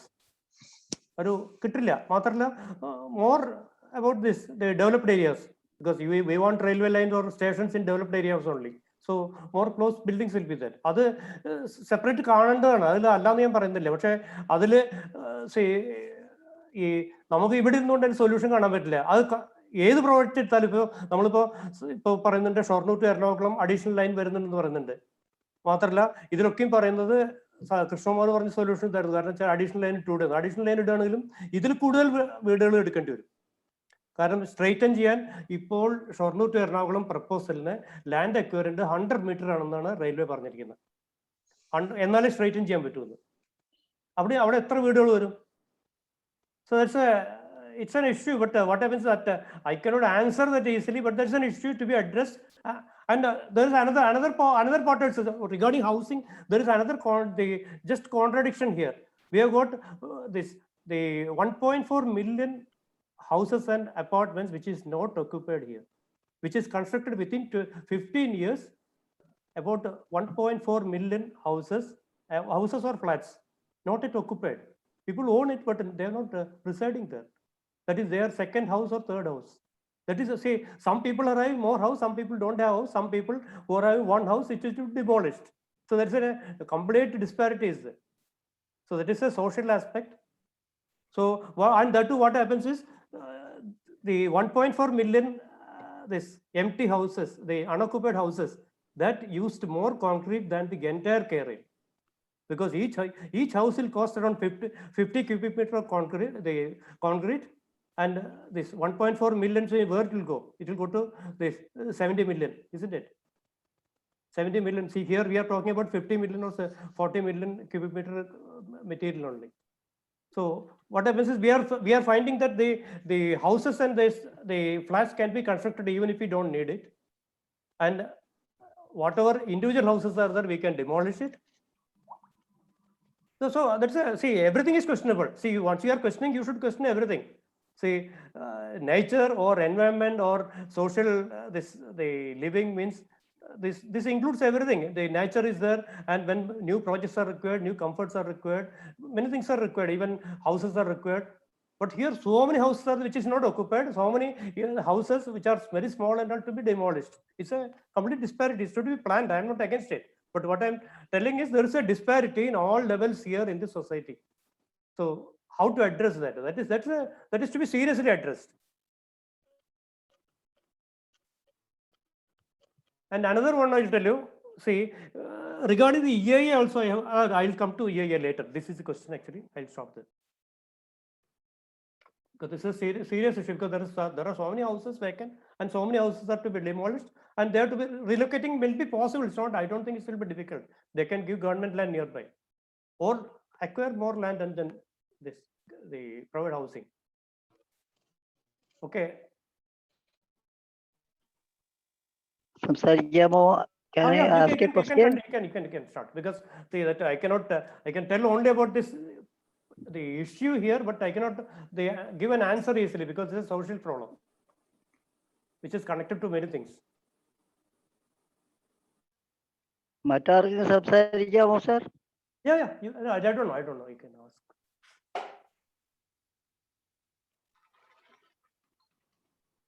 അല്ല, ഇത് ഇപ്പോ ഇതിന്റെ FDയുടെ പ്രസംഗത്തില് 3000 വീടുകളെ പൊളിക്കേണ്ടതായിട്ട് വരുന്നുള്ളൂ എന്നാണല്ലോ പറയുന്നത്. സാർ ഇപ്പൊ 9000 എന്നാണല്ലോ ഇവിടെ കേട്ടത്. അതിലെ ഡിസ്പാരിറ്റി എങ്ങനെയാ സർ വന്നത്? ഓരോരുത്തരെ സംസാരിക്കാൻ അനുവദിക്കുന്നുണ്ടോ വിനോദ്?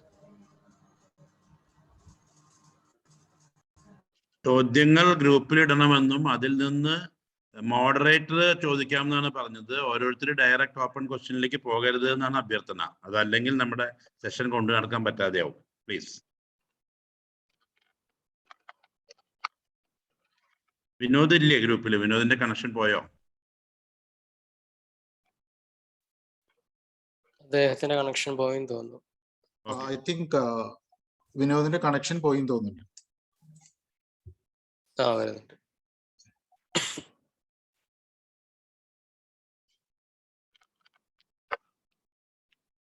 ക്വസ്റ്റ്യൻസ് അടുത്ത ആൾക്ക് ഒന്ന് ഫോർവേഡ് ചെയ്താൽ നന്നായിരുന്നു.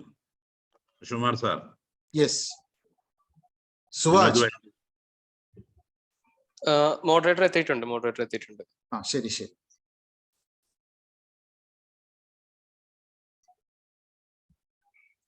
വിനോദ് പ്ലീസ്. യെസ് ഈ സൂമിന്ന് ഇടയ്ക്കൊന്ന് ഔട്ടായി പോയി, ടെക്നിക്കൽ പ്രോബ്ലം.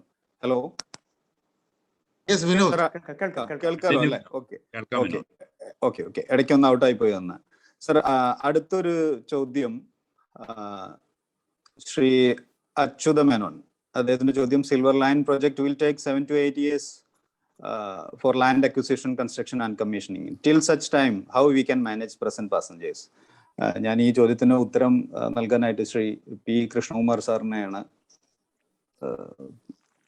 ചുമതലപ്പെടുത്തുന്നത്.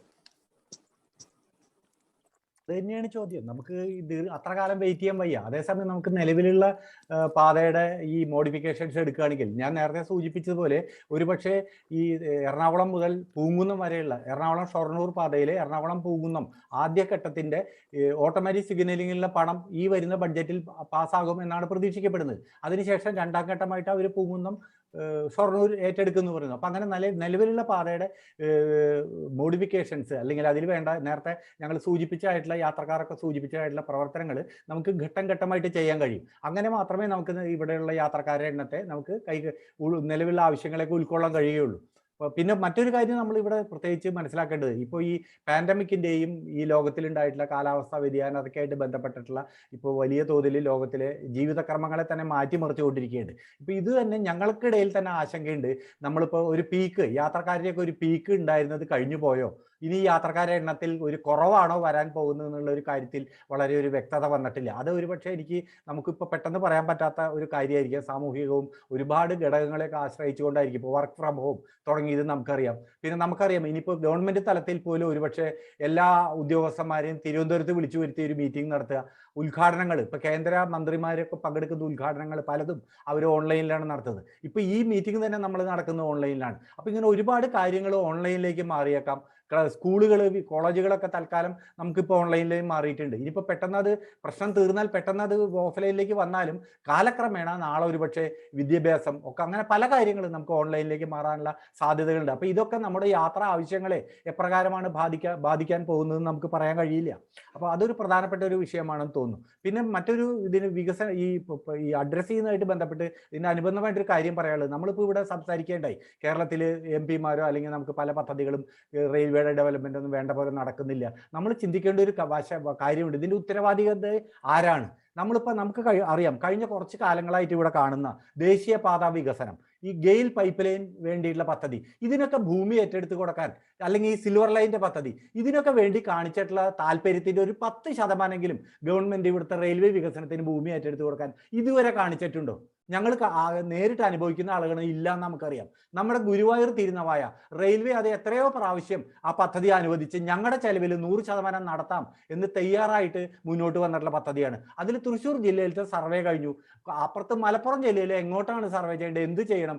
റെയിൽവേ പല പ്രാവശ്യം സംസ്ഥാനത്തിന്റെ കാല് പിടിച്ചിട്ടും ആ സർവേ നടത്താനോ അലൈൻമെന്റ് ഫൈനലൈസ് ചെയ്ത് കൊടുക്കാനോ റെയിൽവേ ഇന്ന് വരെ തയ്യാറായിട്ടില്ല. യഥാർത്ഥത്തിൽ കോഴിക്കോട്ടേക്ക് ഭാഗത്തേക്ക് പോകുന്നവർക്ക് ഒരു അരമണിക്കൂറെങ്കിലും യാത്രാ സമയം ലാഭിക്കാൻ പറ്റിയ ഒരു പദ്ധതിയാണത്. അപ്പം അങ്ങനെയുള്ള ഒരുപാട് പ്രശ്നങ്ങളുണ്ട്. പിന്നെ നിലവിലുള്ള തീവണ്ടിപ്പാതയുടെ അടുത്ത് സ്ഥലം അക്വയർ ചെയ്യേണ്ടി എന്നുള്ള ചോദ്യം വേണ്ട എന്ന് പറയുന്നില്ല. അതിൽ 2 കാര്യങ്ങൾ അവിടെ ചൂണ്ടിക്കാണിക്കാനുണ്ട്. ഒന്ന്, നിലവിലുള്ള തീവണ്ടിപ്പാതയോട് ചേർന്ന് കുറച്ചധികം സ്ഥലം നേരത്തെ രാമേന്ദ്രൻ സൂചിപ്പിച്ച പോലെ റെയിൽവേ തന്നെ ഏറ്റെടുത്തിട്ടിട്ടുണ്ട്. അവർക്ക് ഇങ്ങനെ വികസനമൊക്കെ വേണ്ടി വരും എന്നറിഞ്ഞുകൊണ്ട്. അപ്പോൾ ഒരു പക്ഷേ 3-ാം പാതയ്ക്കുള്ള സ്ഥലം അവിടെ മിക്കവാറും സ്ഥലങ്ങളിൽ ഉണ്ടായിന്ന് വരാം. ബാക്കി കുറച്ച് മാത്രമേ അക്വിസിഷൻ വേണ്ടി വരുള്ളൂ. മറ്റൊരു കാര്യം, റെയിൽവേയുടെ 2 സൈഡിലും 30 മീറ്റർ അപ്പുറവും ഇപ്പുറവും ഇപ്പോൾ തന്നെ അവരുടെ കൺട്രോളിലുള്ള സ്ഥലമാണ്. അവിടെ അനുമതിയില്ലാതെ ഒരു നിർമ്മാണ പ്രവർത്തനങ്ങളും നടത്താൻ സാധ്യമല്ല. റെയിൽവേ അത് നിയന്ത്രിച്ച് നിർത്തിയിട്ടുള്ള സ്ഥലമാണ്. അവിടെ താമസിക്കുന്ന ജനങ്ങൾക്ക് അറിയാം, ഇന്നല്ലെങ്കിൽ നാളെ ഒരു റെയിൽവേ വികസനം വരുമ്പോൾ ഞങ്ങളുടെ ഭൂമി പോകും.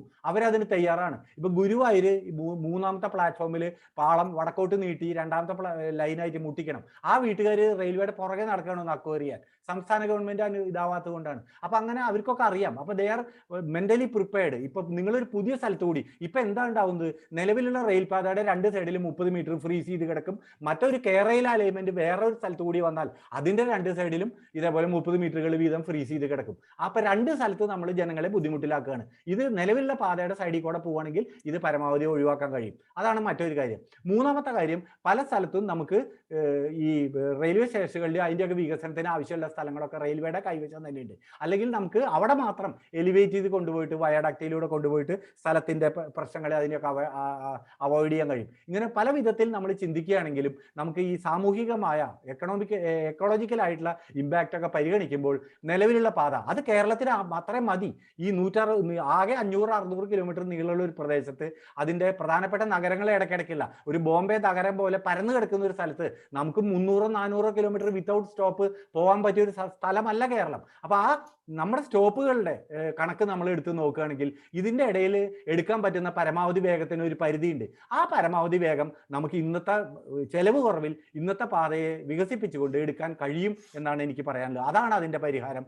ശ്രീ അച്യുതമേനോൻ സാറ് ചോദിച്ച പോലെ ഈ കേരളയിൽ കഴിയാൻ 10 കൊല്ലം നമുക്ക് വെയിറ്റ് ചെയ്യേണ്ടതില്ല. ഘട്ടം ഘട്ടമായിട്ട് പല ഫേസുകളായിട്ട് നിലവിലുള്ള റെയിൽ പാത, യഥാർത്ഥത്തിൽ കേരള റെയിൽ ഡെവലപ്മെന്റ് കോർപ്പറേഷൻ രൂപീകരിച്ചിട്ടുള്ള അത്തരം പദ്ധതികൾ മുന്നോട്ട് കൊണ്ടുപോകാനാണ്. എന്നാൽ അവരതിനൊന്നും തയ്യാറാവാതെ വളരെ ഫാൻസി ആയിട്ടുള്ള ഒരു പദ്ധതിയുടെ പുറകെ പോയി. ഇങ്ങനെയുള്ള കാര്യങ്ങൾ കേരളയിൽ മുൻഗണന നൽകുകയും അതിന് അവർ ഘട്ടഘട്ടമായിട്ട് സംസ്ഥാനവും ചെലവ് വഹിച്ചുകൊണ്ട് മുന്നോട്ട് പോകാൻ തയ്യാറാവുകയാണെങ്കിൽ അത് റെയിൽവേയുടെ മുൻഗണനയിൽ വരും. അപ്പൊ അത് നമുക്ക് ഈ ഒരു 3-4 വർഷം കൊണ്ട് നമ്മുടെ ഈ കാര്യങ്ങൾ പൂർത്തിയാക്കി നമുക്ക് അത് സാധിക്കും എന്നാണ് എനിക്ക് പറയാനുള്ളത്. Thank you. ഒരു മിനിറ്റ്, എനിക്ക് അതിലൊരു കാര്യം പറയാനുണ്ടായിരുന്നു.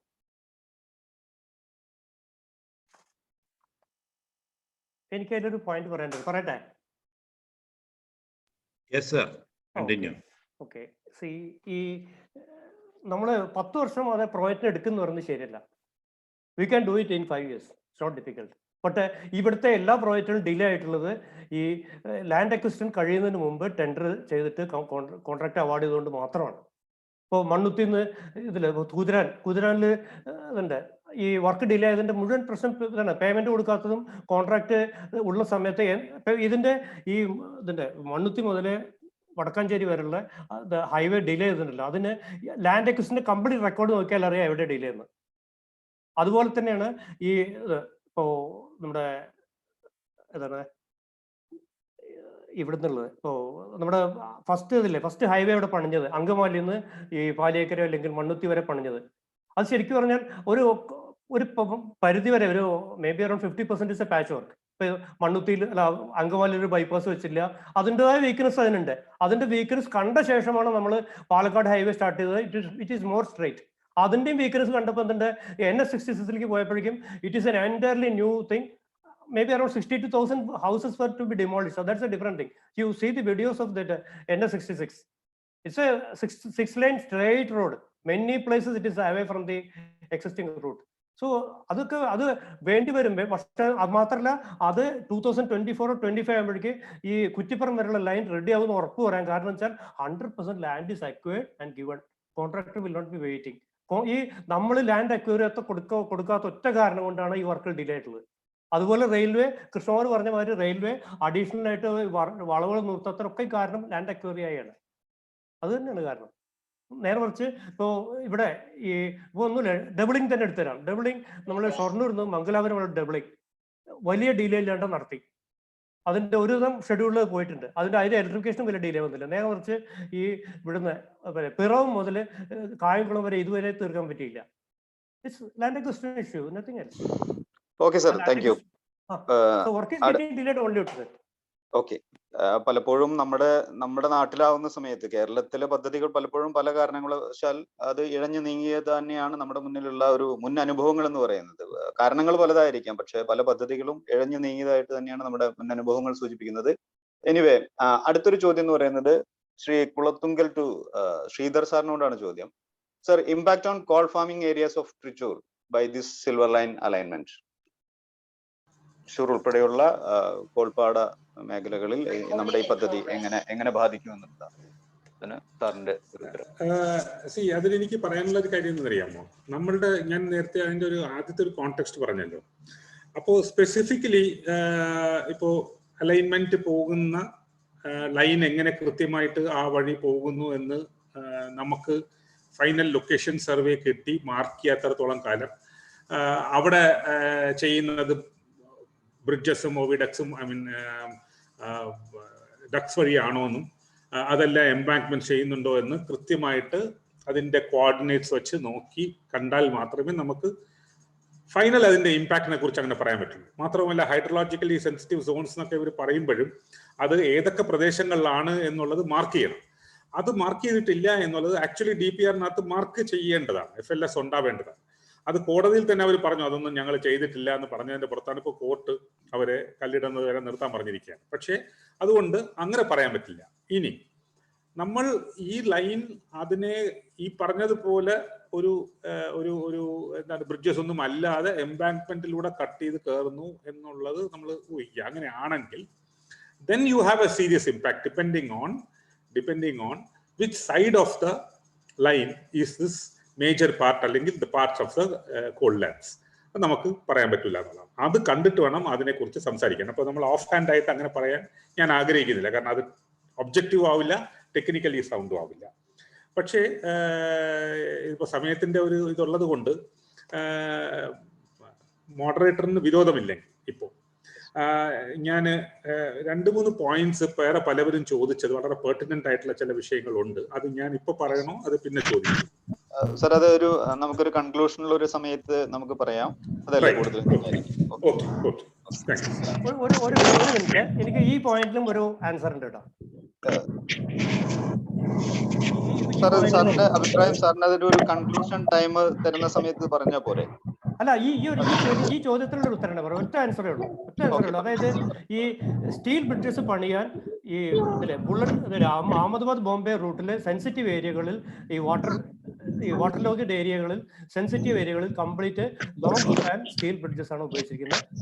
There are 28 bridges awarded to L&T.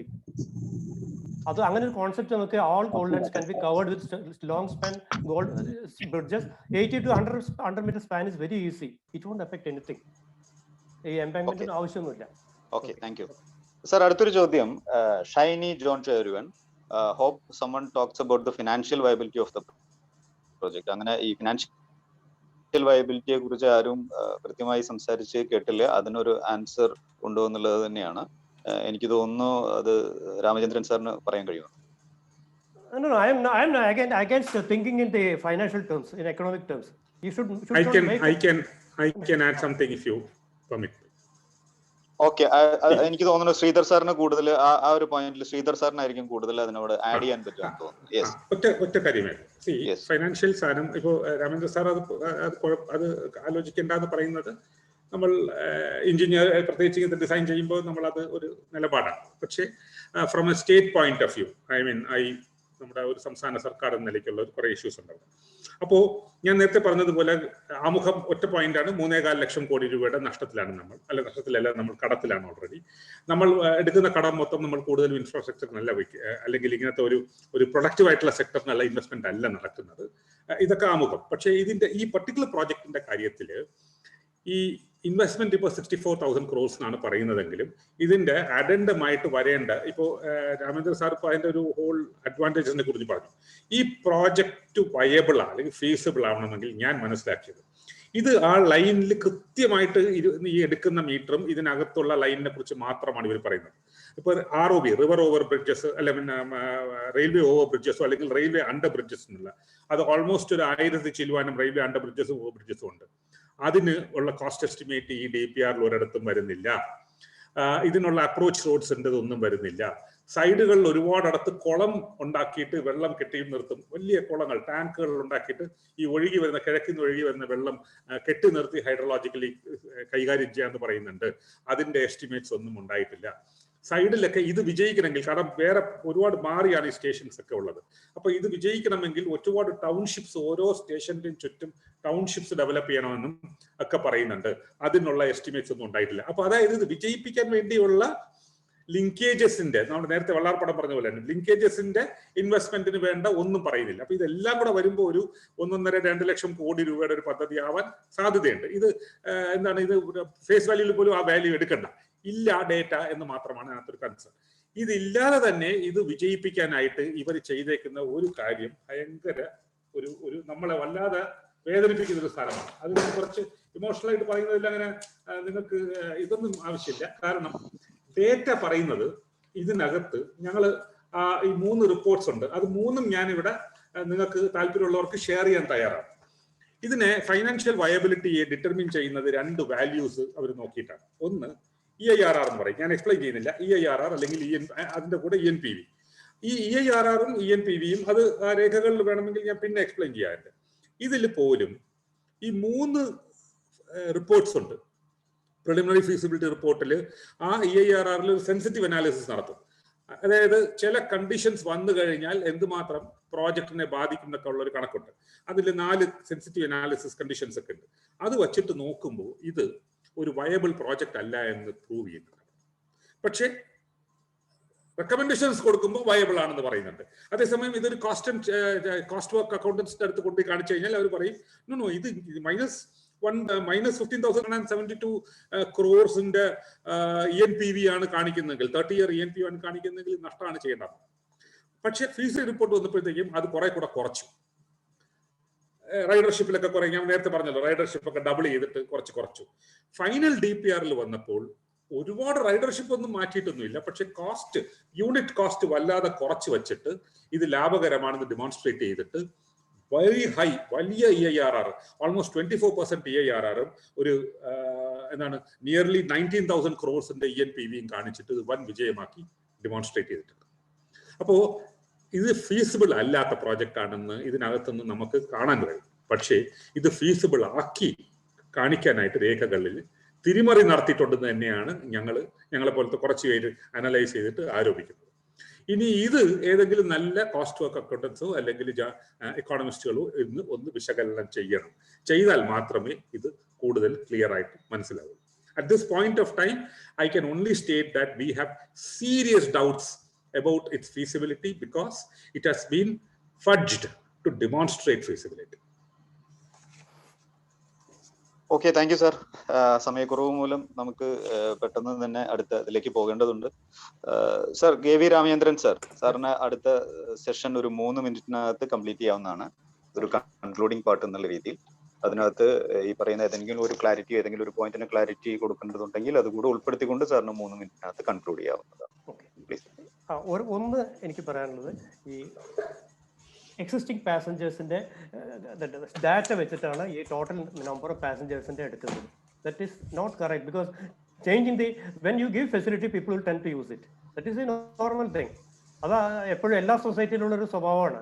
ഇപ്പോൾ ഞാൻ പറയട്ടെ, ഇപ്പോൾ ചാലക്കുടിയിൽ നിന്ന് എത്ര പേര് ഡെയിലി എറണാകുളത്തേക്ക് പോകുന്നുണ്ടെന്ന് നോക്കി കഴിഞ്ഞാൽ മേ ബി സേ 5,000 പീപ്പിൾ. അത് ഈ വാടാനപ്പള്ളിയിൽ നിന്ന് എത്ര പേര് എറണാകുളത്തേക്ക് പോകുന്നുണ്ട്, അല്ലെങ്കിൽ തളിക്കുളത്ത് നിന്ന് എത്ര പേര് എറണാകുളത്തേക്ക് പോകുന്നുണ്ടെന്ന് ചോദിച്ചു കഴിഞ്ഞാൽ മേ ബി 100 പീപ്പിൾ. പക്ഷേ ഈ NS66 കഴിഞ്ഞാൽ ചിലപ്പോൾ തളിക്കുളത്ത് നിന്ന് ചാലക്കുടിയിൽ നിന്ന് പോകുന്നതിനേക്കാൾ കൂടുതൽ ആൾക്കാർ എറണാകുളത്ത് പോകും. കാരണം വെച്ചാൽ NS66 ആണ് കിടക്കുന്നത്. അതുപോലെ ഇപ്പോൾ ഒരാള് ഈ ഞാൻ തിരുവനന്തപുരത്ത് ഒരു സെക്രട്ടേറിയറ്റിൽ എന്തെങ്കിലും ഒരു മീറ്റിങ്ങിന് പോകണമെന്ന് വെച്ച് കഴിഞ്ഞാൽ I am not able to travel in the morning. I have to start driving at 4 o'clock. അല്ലെങ്കിൽ ട്രിവാൻഡ്രം മേലിൽ പോയി എനിക്ക് സമയത്ത് എത്താൻ പറ്റില്ല. Otherwise suppose I am going in the night, I don't have a convenient train, only 6 hours journey by train. അപ്പോൾ എന്നിട്ട് അവിടെ പോയി താമസിക്കാം. ആ താമസിക്കേണ്ട ചിലവടക്കം ഞാൻ കണക്കാക്കണം. അപ്പോൾ എന്തിൻ്റെ ഒരു കേരളയിൽ ഉണ്ടായിരുന്നു വെച്ച് കഴിഞ്ഞാൽ ഒരു 7 o'clock I get a train, I am reaching by 8:30 or 9, just fresh up and then go to the meeting, and by afternoon if for lunch I can come back if you want. So many people see ഇന്ന് തിരുവനന്തപുരത്തേക്ക് തൃശ്ശൂരിൽ നിന്ന് പോകുന്ന അത്ര ആൾക്കാരല്ല അന്ന് പോവുള്ളൂ. They will change their complete plan. Who will drive? അതല്ലേ നോക്കേണ്ടത്. അത് മാത്രമല്ല, see there will be a new set of people will be driven. ഇപ്പൊ ഞാൻ പറയട്ടെ, ഇതില് വാശിയില് ഈ വാശി വഴി പൻവേലിലേക്ക് ട്രെയിൻ പണ്ട് സർവേ നടത്തിയിട്ട് അത് ശരിക്കും പറഞ്ഞാൽ ഫൈനാൻഷ്യലി ഒട്ടും വയബിൾ ആയിരുന്നില്ല. Still they provided. ഇന്ന് അവിടെ 3 മിനിറ്റിലോടെ വണ്ടി പോകുന്നു. It will happen. It will take some time, but see, you should think of the development and provide development, have an open mind, and go for new constructions and new technology. And whenever you have the ecological or environmental issues, tell to engineers. Engineers are here to solve it. We think for others, but what happens is the economists, finance people, then politicians, others should not control the engineering view. You see, initial DPR prepared in 2011 or 12 was more of engineering. They provided all elevated so that no overbridge will come, nothing will come. All elevated was proposed, and finally that for expenditure purpose they brought down to embankments and made it a mess. It is not engineers' fault. We have a solution. You tell the problem, we have the solution. We are the think tank for that purpose. So Thank you, sir. Go for development. Be positive. Yes. Never Yes. think that this will damage, that will damage, this will damage. No end to it. But what happens is you should solve it. You should listen all the problems before while making the DPR. And another thing, another one I'll tell you that regarding current DPR. Current DPR in engineering terms, it's not a final DPR. That I'll tell you, because we are telling that DPR should be out. I have worked on many DPRs for the other projects in L&T and others, even ONGC and all. I have worked for many DPRs. We'll never release the DPR unless we get the technical sanction for it. അത് technical സാങ്ഷന് പോകുന്നതിന് മുമ്പ് മാത്രമേ release ചെയ്യാൻ പറ്റൂ. ഇപ്പോൾ അത് ഇതാണ് ഈ ഒരു ശരിക്കും പറഞ്ഞാൽ engineering terms it's A feasibility report. It's ഒരു ഡീറ്റെയിൽഡ് അല്ല. പക്ഷേ ഇവിടെ ഒരു ഓമന പേരിട്ട് വിളിക്കാൻ ഡീറ്റെയിൽ പ്രൊവൈഡ് റിപ്പോർട്ട് എന്ന്. അങ്ങനെ ആ സമയത്ത് അത് റിലീസ് കഴിഞ്ഞിട്ട് പിന്നീട് അതിൽ മോഡിഫിക്കേഷൻ വരുത്തി കഴിഞ്ഞാൽ വി ടോൾഡ് ദിസ് ഇങ്ങനെ പബ്ലിക് ബഹളം കൂട്ടിക്കൊണ്ട് മാത്രമാണ് ഓപ്പോസിറ്റിന്റെ പ്രതിപക്ഷ നേതാവ് അത് പറഞ്ഞുകൊണ്ടാണ് ഈ ചേഞ്ച് വരുത്തിയത്, അല്ലെങ്കിൽ ഗവൺമെന്റ് അങ്ങനെ ചെയ്യുമായിരുന്നു കുറ്റം പറയും പിന്നീട് മോഡിഫൈ ചെയ്താൽ. അങ്ങനെയല്ല. ഈ ഒരു എഞ്ചിനീയറിംഗ് എന്ന് പറഞ്ഞാൽ rework. Always you go back and fourth. ആ ബാക്ക് ആൻഡ് ഫോർത്ത് നടക്കുന്നതിന്റെ ഇടയിൽ ചെയ്യുന്നത് ശരിയല്ല. ഞാൻ പറഞ്ഞിട്ട് ഈ മോഹൻലാൽ ഒരു മൂവിയിൽ ആക്ട് ചെയ്യാണ്. Will he like when his half makeup is over at the time he's exposed to press? Will he like it? No, he needs time. It should be completed. You wait for this makeup. Adu venam. Okay, sir. Thank you. DPR is in the makeup stage. ആ makeup സ്റ്റേജിന് full makeup സമയം കൊടുക്കൂ. Then you ask questions and people have to answer. Before that you are half cooked items എടുത്തിട്ട് ഈ അടുപ്പത്ത് നിന്ന് എടുത്ത് കഴിക്കാൻ തുടങ്ങിയ സ്വാദ് കിട്ടില്ല. അങ്ങനെയല്ല ചെയ്യേണ്ടത്. That approach is wrong. I'll tell you, അതിനെപ്പറ്റി whole negative approach, that whole thing is wrong. You tell the problems and I'll tell you, we have to shoot the engineers when they are going wrong. But what happens is, when they are working, don't shoot them. You respect them. Okay sir, thank you. മാറുന്ന കാലത്തിന്റെ ഗതിവേഗത്തിനനുസരിച്ചുകൊണ്ട് മാറുന്ന കാലത്തിന്റെ ഗതിവേഗത്തിനനുസരിച്ചുകൊണ്ട് ഇത്തരം ഒരു പദ്ധതി കേരളത്തിൽ ആവശ്യമാണ് എന്ന വാദത്തിൽ തന്നെ സാർ ഉറച്ചു നിൽക്കുന്നു. അതേസമയത്ത് തന്നെ അതിന് പ്രശ്നങ്ങളോ പ്രതിബന്ധങ്ങളോ ഉണ്ടെങ്കിൽ അതിനൊക്കെ മാറ്റി തിരുത്താനും തിരുത്തലുകൾക്ക് വിധേയമാക്കാനും ആവശ്യമായിട്ടുള്ള എക്സ്പേർട്സും എഞ്ചിനീയറിംഗും ഇന്ന് ലഭ്യമാണ് എന്നതും സാർ ഊന്നി പറയുന്നു. Thank you for your words. അടുത്ത സെഷൻ എന്ന് പറയുന്നത് സംസാരിക്കുന്നത് Shri P Krishnakumar sir. Sir, താങ്കളോട് ഒരു ചോദ്യം കൂടി ചോദിച്ചുകൊണ്ടാവും താങ്കൾക്ക് അതിനുള്ള ഉത്തരം കൂടി നൽകാൻ പറ്റുമെന്ന് തോന്നുന്നു. കേരളത്തിന്റെ ഒരു കൾച്ചർ മാറി വരികയാണ്. ഹോം വർക്ക് എന്നുള്ള രീതിയിൽ, ഹോം ബേസ്ഡ് വർക്ക് എന്നുള്ള രീതിയിൽ ആളുകൾ വരുന്നു. അപ്പോൾ അതൊക്കെ തന്നെ ഇതിന്റെ പാസഞ്ചേഴ്സിന്റെ എണ്ണത്തെ, പെരുപ്പിച്ച് കാണിക്കുന്ന പാസഞ്ചേഴ്സിന്റെ എണ്ണത്തെ കുറച്ച് കാണിക്കില്ലേ എന്നുകൂടി ഒരു ചോദ്യമുണ്ട്. അതിനുള്ള ഉത്തരം കൂടി കൃഷ്ണകുമാർ സാറിന് നൽകാൻ കഴിയുമെന്ന് വിചാരിക്കുന്നു. സാറിനെ ക്ഷണിക്കുന്നു. തീർച്ചയായിട്ടും ഞാൻ നേരത്തെ പറഞ്ഞതിൽ ഞാനത് സൂചിപ്പിച്ചതാണ്. ഇപ്പൊ അതിന്റെ ഒരു ഫലം കാണുന്നുണ്ട് നമ്മൾ. അപ്പോൾ നമ്മൾ ഒരു യാത്രക്കാരുടെ എണ്ണത്തിൽ ഉണ്ടായിരുന്ന ഒരു പീക്ക് കഴിഞ്ഞു പോയോ എന്നുള്ള വലിയൊരു ആശങ്ക അല്ലെ സംശയം തീവണ്ടി യാത്രക്കാരുടെ ഒക്കെ ഇടയിലുണ്ട്. ഇപ്പൊ റെയിൽവേയുടെ തന്നെ കണക്കുകളിൽ അതുണ്ട്. അപ്പൊ അത് പക്ഷെ സാമൂഹികവും മറ്റു പാരിസ്ഥിതികമായ ഒരുപാട് ഇഷ്യൂസ് ഉണ്ട്. അതിനെയൊക്കെ നമ്മൾ ലോകക്രമം എങ്ങനെയാണ് മാറി വരുന്നത് എന്നുള്ളതിനെ അടിസ്ഥാനപ്പെടുത്തിയിരിക്കുന്നത്. അതിന് നമുക്ക് നേരിട്ട് പെട്ടെന്ന് ഒരു ഉത്തരം പറയാൻ സാധ്യമല്ല. എങ്കിൽ പോലും അത്തരം ഒരു ആശങ്ക പൊതുവെ എല്ലാ സ്ഥലത്തും നിലനിൽക്കുന്നുണ്ട് എന്നുള്ള ഒരു വസ്തുത തന്നെയാണ്. മറ്റ് പിന്നെ റെയിൽവേയുടെ യാത്രക്കാരെന്നുള്ള നിലയ്ക്ക് ദീർഘകാലമായിട്ട് ഈ പ്രസ്ഥാനമായിട്ട് ബന്ധപ്പെട്ട് പ്രവർത്തിക്കുന്ന നിലയിൽ നമ്മൾ പല റെയിൽവേയിൽ മുമ്പ് പ്രവർത്തിച്ചവരും ഇപ്പോൾ പ്രവർത്തിക്കുന്നവരായിട്ടുള്ള പല ആളുകളായിട്ട് നമ്മൾ പല കാര്യങ്ങൾ ആശയവിനിമയം നടത്താറുണ്ട്. അപ്പോൾ അതിൽ നിന്നൊക്കെ നമുക്ക് മനസ്സിലായിട്ടുള്ള ഒരു കാര്യം, പൊതുവേ തന്നെ ഈ വിഷയവുമായി ബന്ധപ്പെട്ട് നേരിട്ടല്ലെങ്കിൽ പോലും ഒരു വലിയ വെർട്ടിക്കലായിട്ടുള്ള ഒരു സ്പ്ലിറ്റ് റെയിൽവേയുടെ ഉള്ളിൽ നിൽക്കുന്നുണ്ട്. നമുക്കറിയാം, ഒരു 2-3 വർഷങ്ങൾക്ക് മുമ്പ് ട്രെയിൻ 18 എന്നും പറഞ്ഞ് ഒരു അത്യാധുനിക തീവണ്ടി ഇന്ത്യയിൽ തന്നെ ഉൽപ്പാദിപ്പിക്കുകയും എന്നിട്ട് അത് വളരെ സക്സസ്ഫുൾ ആയിട്ട് അത് ട്രയൽ റൺ നടത്തുകയും 1-2 ലക്ഷം കിലോമീറ്ററോളം ഒരു പരാതികളില്ലാതെ ഓടുകയും ചെയ്തു. പക്ഷേ എങ്കിൽ അത് വികസിപ്പിച്ച എഞ്ചിനീയർമാരെ എല്ലാം CBI കേസിൽ കൊടുക്കുകയും ആ പദ്ധതി ഏതാണ്ട് 2-3 വർഷം സ്റ്റാൾ ചെയ്യുകയും ചെയ്തു. ഇപ്പോൾ ഈ പുതിയ മന്ത്രി വന്നിട്ടാണ് അത് വീണ്ടും റിവൈവ് ചെയ്ത് 75 pair of Vande Bharat express നിർമ്മിക്കാനുള്ള ഓർഡർ വീണ്ടും ഇന്ത്യൻ ഇന്റഗ്രൽ കോച്ച് ഫാക്ടറിക്ക് കൊടുത്തത്. അപ്പോൾ ഇന്ത്യൻ റെയിൽവേയിൽ തന്നെ അല്ലെങ്കിൽ നമ്മുടെ രാജ്യത്ത് തന്നെ ഇമ്പോർട്ടഡ് ടെക്നോളജി, ഇൻഡിജീനിയസ് ടെക്നോളജി, ഇത് രണ്ടിനെയും പിൻപറ്റുന്ന സാങ്കേതിക വിദഗ്ധരുടെയും മറ്റ് അതുമായിട്ട് ബന്ധപ്പെട്ട് രാഷ്ട്രീയക്കാരുടെയൊക്കെ 2 വിഭാഗം വെർട്ടിക്കലായിട്ട് സ്പ്ലിറ്റ് ചെയ്തിട്ട് 2 വിഭാഗം നിലവിലുണ്ട്. അതിനെ നമ്മൾ വളരെ ആശങ്കയോടുകൂടി കാണേണ്ടതുണ്ട്. ഈ ഒരു ലോബിയാണ് ഈ റെയിൽവേയിൽ നമുക്ക് എല്ലാ ടെക്നോളജി കോച്ചുകളും സാങ്കേതിക വിദ്യയും ഒക്കെ വിദേശത്ത് നിന്ന് ഇറക്കുമതി ചെയ്ത് നമുക്ക് അതിവേഗ തീവണ്ടി മതി. നമ്മുടെ നാട്ടിൽ ഡെവലപ്പ് ചെയ്ത ഒരു ട്രെയിൻ 18 നമുക്ക് ആവശ്യമില്ല. ഈ ട്രെയിനിന്റെ 18ന്റെ രണ്ടാം ഭാഗമായിട്ടുള്ള ട്രെയിൻ 20 ഇപ്പോൾ 2020 ഇറക്കാൻ പ്ലാൻ ചെയ്തതാണ്. സ്ലീപ്പർ കമ്പാർട്ട്മെന്റുകളോടുകൂടിയ മറ്റൊരു വന്ദേ ഭാരത് എക്സ്പ്രസ്, അത് ഇപ്പോഴും എവിടെയും എത്തിയിട്ടില്ല. അപ്പൊ ഇത് തന്നെ നമ്മുടെ നാട്ടിലും നമ്മുടെ കേരളത്തിനെ സംബന്ധിച്ചും ഈ പദ്ധതിയിലും ഈ പ്രശ്നമുണ്ട്. ഇപ്പൊ രാമേന്ദ്രൻ ഇവിടെ സാങ്കേതിക വിദ്യയുടെ കാര്യം സൂചിപ്പിക്കണ്ടേ, എന്തുകൊണ്ടാണ് നമ്മൾ ഇത് ബ്രോഡ് ഗേജിൽ ഒരു അർത്ഥാതിവേഗ പാതയ്ക്ക് പോകാത്തത്? നമുക്ക് നമ്മുടെ നാട്ടിൽ തന്നെയുള്ള സാങ്കേതിക വിദ്യ ഉപയോഗിച്ച് നമ്മുടെ ഇന്ത്യൻ റെയിൽവേ സിസ്റ്റമായിട്ട് ഇന്റഗ്രേറ്റ് ചെയ്തുകൊണ്ട് ഇതുപോലെ കേരളയിൽ സിൽവർ ലൈൻ അലൈൻമെന്റിൽ കൂടെ തന്നെ പൊക്കോട്ടെ. പക്ഷെ അത് കുറച്ച് കോസ്റ്റ് കൂടി, ഏതായാലും കോസ്റ്റ് നോക്കേണ്ട കാര്യമില്ല എന്നുള്ളതാണല്ലോ രാമേന്ദ്രൻ പറഞ്ഞത്. നമുക്ക് ടെക്നോളജിയാണ് പ്രധാനം, സാങ്കേതിക വിദ്യയാണ് പ്രധാനം. അപ്പൊ നമുക്ക് അങ്ങനെയാണെങ്കിൽ കുറച്ച് കാശ് കൂടുതൽ സിൽവർ ലൈൻ നമുക്ക് ബ്രോഡ് ഗേജിൽ പോക്കൂടെ? അതല്ലേ ഏറ്റവും നന്നായിരിക്കാം. ഇപ്പൊ കേരളത്തിലെ എല്ലാ യാത്രക്കാർക്കും സംസ്ഥാനത്തിന് പുറത്തേക്ക് പോകുന്നവർക്ക് അത് ഉപകാരപ്പെടുമല്ലോ. അപ്പൊ അത് അങ്ങനെയുള്ള ചില വശങ്ങൾ ഇതിലുണ്ട്. പിന്നെ മറ്റൊരു കാര്യം, റെയിൽവേയിലത്തെ ചില ഉദ്യോഗസ്ഥന്മാർ സൂചിപ്പിച്ചിട്ടുണ്ട്, നമ്മൾ ഈ വളവുകൾ നിവർത്താൻ ശ്രമിക്കുമ്പോൾ പുതിയ അക്വിസിഷൻ വേണ്ടി വരും എന്നുള്ളത് ശരിയാണ്. പക്ഷെ അതോടൊപ്പം നിലവിലുള്ള പാത കടന്നു പോകുന്ന അത്രയും സ്ഥലം നമുക്ക് ഫ്രീ ആക്കുകയും ചെയ്യാം. അപ്പൊ ഇത് വേണമെങ്കിൽ ഈ സ്ഥലം നഷ്ടപ്പെടുന്നവർക്കൊക്കെ തിരിച്ചു കൊടുത്തിട്ട് അവരെ അവിടെ പുനരധിവസിപ്പിക്കാനോ മറ്റു കാര്യങ്ങൾക്കോ അത് ഉപയോഗിക്കാനുള്ള ഒരു സാധ്യതയും കൂടിയുണ്ട്.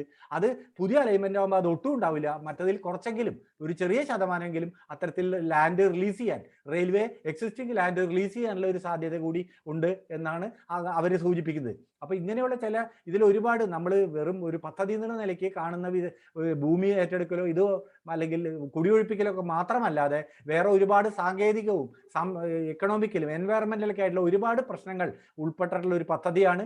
കേരളത്തിന് ഇത്ര വലിയൊരു പദ്ധതി താങ്ങാനാവുമോ? അത് പ്രത്യേകിച്ചും നിലവിലുള്ള യാത്രക്കാരെ പൂർണ്ണമായിട്ട് അവഗണിച്ചുകൊണ്ട് എന്നുള്ള കാര്യം വളരെ ഗൗരവത്തോടെ പരിഗണിക്കേണ്ടതാണെന്നുള്ള ഒരിക്കൽ കൂടി സൂചിപ്പിച്ചുകൊണ്ട് നിർത്തുന്നു. നന്ദി, നമസ്കാരം. Thank you Krishnakumar sir. Sir ഇപ്പോഴും ഉറച്ചു നിൽക്കുന്ന ആ വാദത്തിൽ തന്നെയാണ്. ഇന്ത്യൻ റെയിൽവേയെ കൂടുതൽ മെച്ചപ്പെടുത്തുക, അതിന്റെ സൗകര്യങ്ങൾ പരമാവധി പ്രയോജനപ്പെടുത്തുക, വികസനം ആവശ്യമാണ്. അതേ സമയത്ത് തന്നെ ഇത്രയും വലിയൊരു വികസനം അത് കേരളത്തിന് താങ്ങുമോ എന്നുള്ളതാണ് സാറിന്റെ സംശയം. സാർ ആ വാദത്തിൽ തന്നെ ഉറച്ചു നിൽക്കുന്നു. Thank you sir. അടുത്തത് ശ്രീധർ സാറാണ്. സാറിനോട് 2 ക്വസ്റ്റ്യൻസ് കൂടി ഇതിനകത്ത് ഉൾപ്പെടുത്തുകയാണ് സമയക്കുറവ് മൂലം. സോ അതിനോടുള്ള ഉത്തരം കൂടി നൽകിക്കൊണ്ട് സാറിന്റെ സെഷൻ കൺക്ലൂഡ് ചെയ്യാവുന്നതാണ്. ഒന്നെന്ന് പറയുന്നത് ശ്രീ നീലകണ്ഠൻ സാറിന്റെ ഒരു ക്വസ്റ്റ്യൻ ആണ്. അതായത് ഈ DPR എന്ന് പറയുന്നത് full of tables and the DPR gives out very long studies and tables and formulae. The integrity of data and projections are questionable. Any expert writing these numbers in DPR? അതാണ് ഒരു question. രണ്ടാമത് നമ്മുടെ ഗാട്ടുമായി ബന്ധപ്പെടുത്തിക്കൊണ്ട് അല്ലെങ്കിൽ ഗാഡ്ഗിൽ റിപ്പോർട്ടുമായി ബന്ധപ്പെടുത്തിക്കൊണ്ട് ഈ പ്രൊജക്ടിനെ വിലയിരുത്തേണ്ടതല്ലേ എന്നൊരു പരാമർശം കൂടി വന്നിട്ടുണ്ട്. ഇതിന്റെ രണ്ടിനും സാർ ഉത്തരം നൽകുമെന്ന് വിചാരിക്കുന്നു. സാറിനെ ക്ഷണിക്കുന്നു. Straight question. എനിക്ക് കാരണം വേറെ 2-3 കാര്യങ്ങൾ പറയാനുണ്ട്. പക്ഷേ ആൻസർ ദിസ് ക്വസ്റ്റ്യൻ ഫസ്റ്റ്. ഒന്ന്, obviously any data of anybody, അത് ഇന്ത്യൻ പ്രധാനമന്ത്രി ശ്രീ നരേന്ദ്രമോദി വളരെ വലിയ വിശ്വസ്തനും ഒരുപാട് ലക്ഷക്കണക്കിന് ആൾക്കാരുടെ വോട്ടൊക്കെ കിട്ടി ജയിച്ച ആളായാലും അതുപോലെ തന്നെ വളരെ ശക്തനായിട്ടുള്ള നമ്മുടെ സഖാവ് ശ്രീ പിണറായി വിജയൻ മുഖ്യമന്ത്രിയായി ഇപ്പോൾ എൻ്റെ വോട്ടർ ഇവിടെ ഈ ചെറിയ ഗ്രൂപ്പ് ആയതുകൊണ്ട് അതങ്ങ് പറയുന്നതേ ഉള്ളൂ, എലക്ട് ചെയ്യപ്പെട്ടിട്ടുണ്ടെങ്കിൽ പോലും നമ്മളുടെ നാട്ടിൽ ഡെമോക്രസി നിലനിൽക്കുന്നിടത്തോളം കാലം ഇങ്ങനത്തെ ജനം അത് ചോദിക്കപ്പെടും, അത് റിവ്യൂ ചെയ്യപ്പെടും, ഓഡിറ്റ് ചെയ്യപ്പെടും. അത് വേണ്ട പറ്റില്ല എന്ന് പറയുന്നത് ഡെമോക്രാറ്റിക് അല്ല. അത് ഏത് ഡേറ്റയായി. അപ്പോൾ DPR രഹസ്യമായി വയ്ക്കണം എന്ന് പറയുമ്പോൾ ഇപ്പൊ നമ്മൾ മനസ്സിലാക്കിയത് എന്താണ്? ആ DPR പുറത്തു വരുമ്പോൾ നമ്മൾ മാത്രമല്ല, എക്സ്പേർട്സ് ആയിട്ടുള്ള ഇവിടെ ഇരിക്കുന്ന എക്സ്പേർട്സ് ഉണ്ട്, ഞാൻ ചില ആൾക്കാരുടെ പേരുകളൊക്കെ കാണുന്നുണ്ട്. അവർക്ക് തന്നെ ഇത് വായിച്ചു കഴിയുമ്പോൾ വളരെ ഷോക്കിംഗ് ആയിട്ട് തോന്നുകയാണ്. എൻ്റെ അടുത്ത് ഒരു റെയിൽവേ എക്സ്പേർട്ട് പറഞ്ഞത്, ഒരു റെയിൽവേ DPR-ന് വേണ്ട 30% സാധനം പോലും ഇല്ല. ഞാൻ വായിച്ചേൽപ്പിക്കുക അദ്ദേഹം എഴുതിയ മെസ്സേജ് 14 TORs എഴുതി എടുത്തിട്ട് അദ്ദേഹം പറഞ്ഞത് 30% പോലും ഇതിനകത്ത് സാറ്റിസ്ഫൈ ചെയ്തിട്ടില്ല. അപ്പൊ അങ്ങനത്തെ ഒരു പ്രോജക്റ്റ് പ്രപ്പോസലിനെ സപ്പോർട്ട് ചെയ്യാൻ ടെക്നോളജിസ്റ്റ് എന്ന നിലയ്ക്ക് എനിക്ക് കഴിയില്ല. എൻവയറമെന്റൽ എന്ന നിലയ്ക്കല്ല, ടെക്നോളജിസ്റ്റ് എന്ന നിലയ്ക്ക് എനിക്ക് കഴിയില്ല. അതിനകത്ത് എനിക്കൊരു ടെക്നോസെൻട്രിക്, ഡെവലപ്മെന്റ് സെൻട്രിക് ഫെനാറ്റിസം ഇല്ല, അതായത് യാഥാസ്ഥികവാദമില്ല. I go by data and I go by numbers. അത് വളരെ ക്ലിയർ ആണ്. അപ്പൊ ഇതിനകത്ത് ഇത് മാത്രം. അപ്പൊ അതുകൊണ്ട് തന്നെ അത് റിവ്യൂ ചെയ്യപ്പെടണം എന്നുള്ളതാണ്.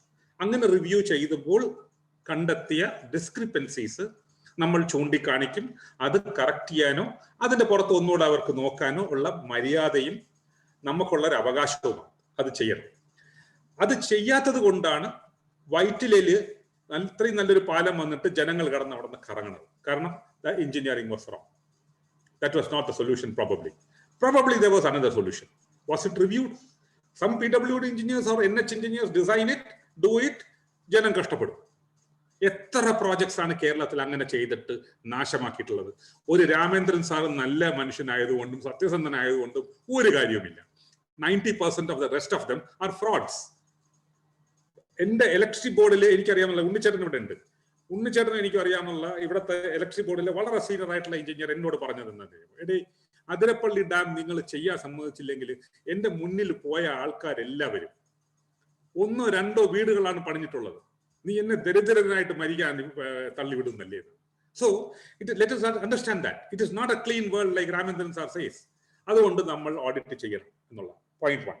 Point 2, obviously Western Ghats Ecology Expert Panel report, Land Use Policies of the Kerala, അതേപോലെ ഇപ്പൊ PDNA. ഞാൻ PDNA കൂടെ പറയും. PDNA നോക്കണം. കാരണം 2018 ശേഷം വന്നിട്ടുള്ള ഒരു അപ്ഡേറ്റഡ് ഇന്റർനാഷണൽ ഗ്രൂപ്പ്സ് എല്ലാവരും കൂടെ എത്രയോ എക്സ്പേർട്സ് വന്നിട്ട് പഠിച്ചിട്ട് നമ്മളോട് പറഞ്ഞ ഒരു ഫണ്ടമെന്റൽസ് ആണ്. അത് പരിസ്ഥിതിക്കാരുടെ പ്രാന്താണെന്ന് പറഞ്ഞു കളയരുത്. അതൊരു എഞ്ചിനീയറിംഗ് പോയിന്റ് ഓഫ് വ്യൂവിലും നമ്മൾ കാണേണ്ട മനസ്സിലാക്കേണ്ട സാധനമാണ്. Because if you want to incorporate hydrological flow of water into your engineering design, നമ്മൾക്ക് അങ്ങനെ ഒരു വിദ്യാഭ്യാസം നമുക്ക് ഉണ്ടായിട്ടില്ലാത്തതുകൊണ്ട് ഞങ്ങളൊക്കെ പഠിക്കുന്ന കാലത്ത് അതൊന്നും പഠിച്ചിട്ടില്ല. അതുകൊണ്ട് ആ സയൻസ് തന്നെ വേണ്ടാന്നും ആ അണ്ടർസ്റ്റാൻഡിങ് പഴയതാണെന്നും പറഞ്ഞിട്ട് കാര്യമില്ല. ഇതൊരുമാതിരി ഡൊണാൾഡ് ട്രംപ് പറയുന്നത് പോലെയാണ്. ക്ലൈമറ്റ് ഇല്ല എന്ന് പറഞ്ഞു കഴിഞ്ഞാൽ ക്ലൈമറ്റ് ചേഞ്ച് ഇല്ലാതാവും. അല്ലെങ്കിൽ ടോം ജോസ് എന്ന് പറഞ്ഞ് നമുക്ക് മുന്നേ ഉണ്ടായിരുന്ന ഒരു ചീഫ് സെക്രട്ടറി ഉണ്ട്, ഒന്നാം കിട എന്നാണ്, ഒരു ഫ്രോഡാണ്. You know what he Z?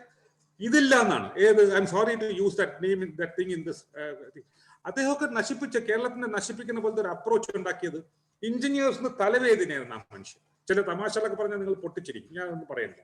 So we have to consider Gadgil report, we have to consider PDNA, we have to consider Kerala's land policy and land loss. ഇനി എനിക്ക് പറയാനുള്ള 2 കാര്യങ്ങളും കൂടെ ഞാൻ പറഞ്ഞിട്ട് ഞാൻ നിർത്താം. ഇതിനകത്ത് 2-3 പേരുടെ പല കമന്റ്സ് ഉണ്ടായിരുന്നു. അത് വളരെ ചലഞ്ചിങ് ആയിട്ടുള്ള കമന്റ്സ് ആണ്. അതിൽ ഒരു ചലഞ്ച് സിമ്പിൾ ആണ്. ഇത് വെറും ഗെസ്സസ്, ഞാൻ സംസാരിച്ച മൊത്തം ഗെസ്സസ് ആൻഡ് അപ്രോക്സിമേഷൻസ് ആണെന്നുള്ളതാണ്. I challenge that person back, prove it. Because ഞാൻ ഡേറ്റ വെച്ചിട്ടാണ് പറയുന്നത്. ഞാൻ ഡേറ്റ വെച്ച് ലേഖനങ്ങൾ എഴുതിയിട്ടുണ്ട്. ഈ രേഖകളെല്ലാം പബ്ലിക്കാണ്. Please challenge it. എനിക്ക് ഇഷ്ടമല്ലാത്തൊരു കാര്യം ഒപ്പീനിയനാണ്. അതായത് മൈത്രേയൻ വന്നിട്ട് അഭിപ്രായം പറയും. Who is he to say something without even looking at the document? ഒരു പ്ലാനിംഗ് ബോർഡ് മെമ്പർ വന്നിട്ട് എൻ്റെ അടുത്ത് പറഞ്ഞു, I support the project. Sridhar പറയുന്നത് തെറ്റാണ്. I said, have you read the PFA? Have you read the FA? Have you read the EIA? Have you read the DPR? അദ്ദേഹത്തിന് കിട്ടിയിട്ട് പോലുമില്ല. ഒപ്പീനിയൻ ഉണ്ട്, അഭിപ്രായമുണ്ട്. നമ്മളുടെ കേരളം അഭിപ്രായങ്ങളുടെ ഒരു ഇതാണ്. Let's forget that. That is not the point. Nothing that I said here is an opinion. It is based on papers that I've read. പിന്നെ DPR വായിച്ച് നമുക്ക് സംസാരിക്കാം ഒരിക്കൽ കൂടെ. എനിക്ക് വിരോധമൊന്നുമില്ല. അടുത്ത 5 വർഷത്തിന് കഴിഞ്ഞിട്ട് ഡെവലപ്മെന്റ് എന്തായിരിക്കണം എന്നുള്ളത് ഒരു കാഴ്ചപ്പാട് വേണ്ടി അടുത്ത തലമുറയ്ക്കുള്ളത് എന്താണെന്ന് വേണ്ടേ? ഞാനും അംഗീകരിക്കുന്നുണ്ട്. ഞാൻ കാർ ഓടിക്കുന്ന ആളാണ്. എനിക്ക് 5 മണിക്കൂർ കൊണ്ട് കോഴിക്കോട് എത്തിയാൽ കൊള്ളാമെന്നുണ്ട്. പക്ഷേ അത് എങ്ങനെ വേണം എന്നുള്ളത് ഒരു നീഡ്സ് അസസ്മെന്റിന്റെ പുറത്തായിരിക്കണം.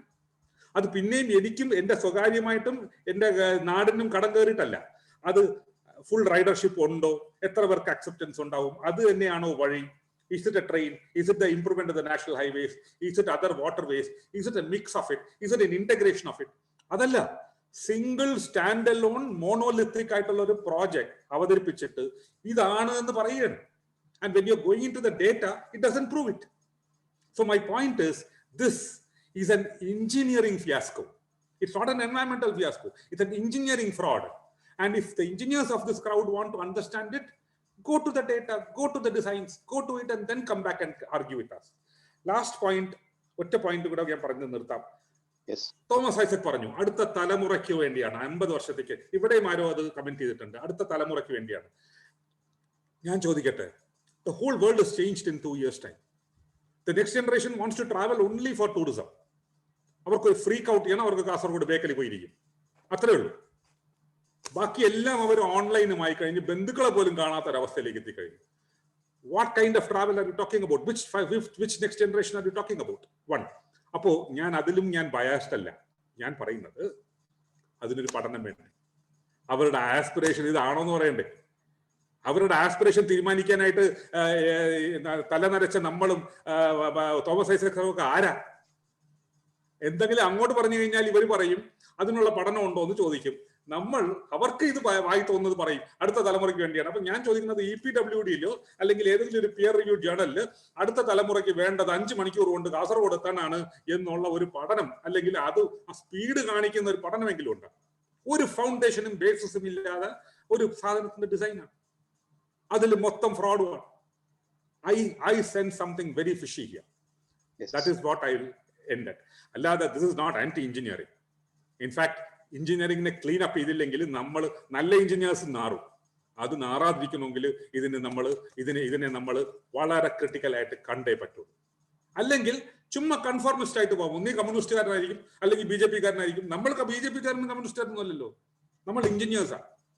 ഫസ്റ്റ് ആൻഡ് ഫോർമോസ്റ്റ് അതാണ്. അത് കഴിഞ്ഞ പരിസ്ഥിതിക്കാരൻ പോലും ഉള്ളൂ. പക്ഷേ അവിടെ തെറ്റ് പറ്റിയാൽ we are all part of the same fraud. Yes sir, thank you. സമയക്കുറവ് മൂലമാണ് പലപ്പോഴും ഇടപെടേണ്ടി വന്നിട്ടുള്ളത്. കാരണം ഈ പറയുന്ന ഈ ഒരു വിഷയം സാർ പറഞ്ഞ പോലെ ചർച്ച ചെയ്യുന്നതിന് DPR ഒക്കെ വായിച്ച് വളരെ കൂടുതൽ സമയം എടുത്തുകൊണ്ട് നമ്മൾ ചർച്ച ചെയ്യേണ്ടതാണ്. നമ്മുടെ സമയക്കുറവ് മൂലം അതിനുള്ള ഒരു സാധ്യത ഇപ്പൊ നിലവില്ലാത്തത് കൊണ്ട് തന്നെ പെട്ടെന്ന് തന്നെ ഇടപെടേണ്ടി വന്നു പലപ്പോഴും എന്നുള്ളതാണ്. Okay, thank you sir. ഒരു പരിസ്ഥിതിപരമായ ഒരു വിനാശകരമായിട്ടുള്ള ഒരു പ്രൊജക്റ്റ് ആവും എന്നുള്ളതും അതോടൊപ്പം തന്നെ സാർ നേരത്തെ പറഞ്ഞൊരു കാര്യം കൂടിയുണ്ട്. നമ്മുടെ പ്രയോറിറ്റീസ് പലപ്പോഴും നമ്മുടെ പ്രയോറിറ്റീസിനെ മാറ്റി വെച്ചുകൊണ്ട് അല്ലെങ്കിൽ കേരളം മുന്നോട്ട് വെച്ചിട്ടുള്ള പല പദ്ധതികളെയും മാറ്റി നിർത്തിക്കൊണ്ടാണ് ഈ പദ്ധതി മുന്നോട്ട് വെച്ചിട്ടുള്ളത് എന്നുള്ളത് സംതിങ് ഫിഷി എന്നുള്ളതാണ് സാറിന്റെ ഒരു വാദം. അതോടൊപ്പം തന്നെ എല്ലാ തരത്തിലും ഇതൊരു ഡിസാസ്റ്റർ ആവും എന്നുള്ള വാദത്തിലും സാർ ഉറച്ചു നിൽക്കുന്നു. അത് കേവലമായിട്ടുള്ള ഒരു പരിസ്ഥിതിവാദമല്ല, മറിച്ച് സാർ പറയുന്നത് അത് കൃത്യമായിട്ടുള്ള ഡാറ്റ അനലൈസ് ചെയ്തുകൊണ്ടുള്ള ഫാക്ട് ആൻഡ് ഫിഗേഴ്സ് വെച്ചുകൊണ്ടുള്ളത് എന്നുള്ളതാണ്. Thank U. 3 പേരും ഈ വിഷയത്തോട് പരമാവധി നീതി പുലർത്തിക്കൊണ്ട് തന്നെ സംസാരിച്ചു എന്നുള്ളതാണ്. 3 വ്യത്യസ്ത ആംഗിളുകൾ നമുക്ക് മനസ്സിലാക്കാനായിട്ട് കഴിഞ്ഞു എന്നുള്ളതാണ്. തീർച്ചയായിട്ടും സമയക്കുറവുണ്ടായിരുന്നു. പല ക്വസ്റ്റ്യൻസും നമുക്ക് കൃത്യമായിട്ട് ഏതാണ്ട് എല്ലാ ക്വസ്റ്റ്യൻസും ഞാൻ പരമാവധി ക്രോഡീകരിച്ചുകൊണ്ട് തന്നെ എല്ലാവരെ കൊണ്ട് ആൻസർ ചെയ്യിപ്പിക്കാനുള്ള ഒരു ശ്രമം നടത്തിയിട്ടുണ്ട്. എങ്കിലും ചിലപ്പോൾ ചില ക്വസ്റ്റ്യൻസ് അപ്രാധാന്യമുള്ളത് എന്ന് തോന്നുന്ന ചില ക്വസ്റ്റ്യൻസ് ഒരുപക്ഷെ ചിലപ്പോൾ വിട്ടുപോയേക്കാം, ക്ഷമിക്കുക.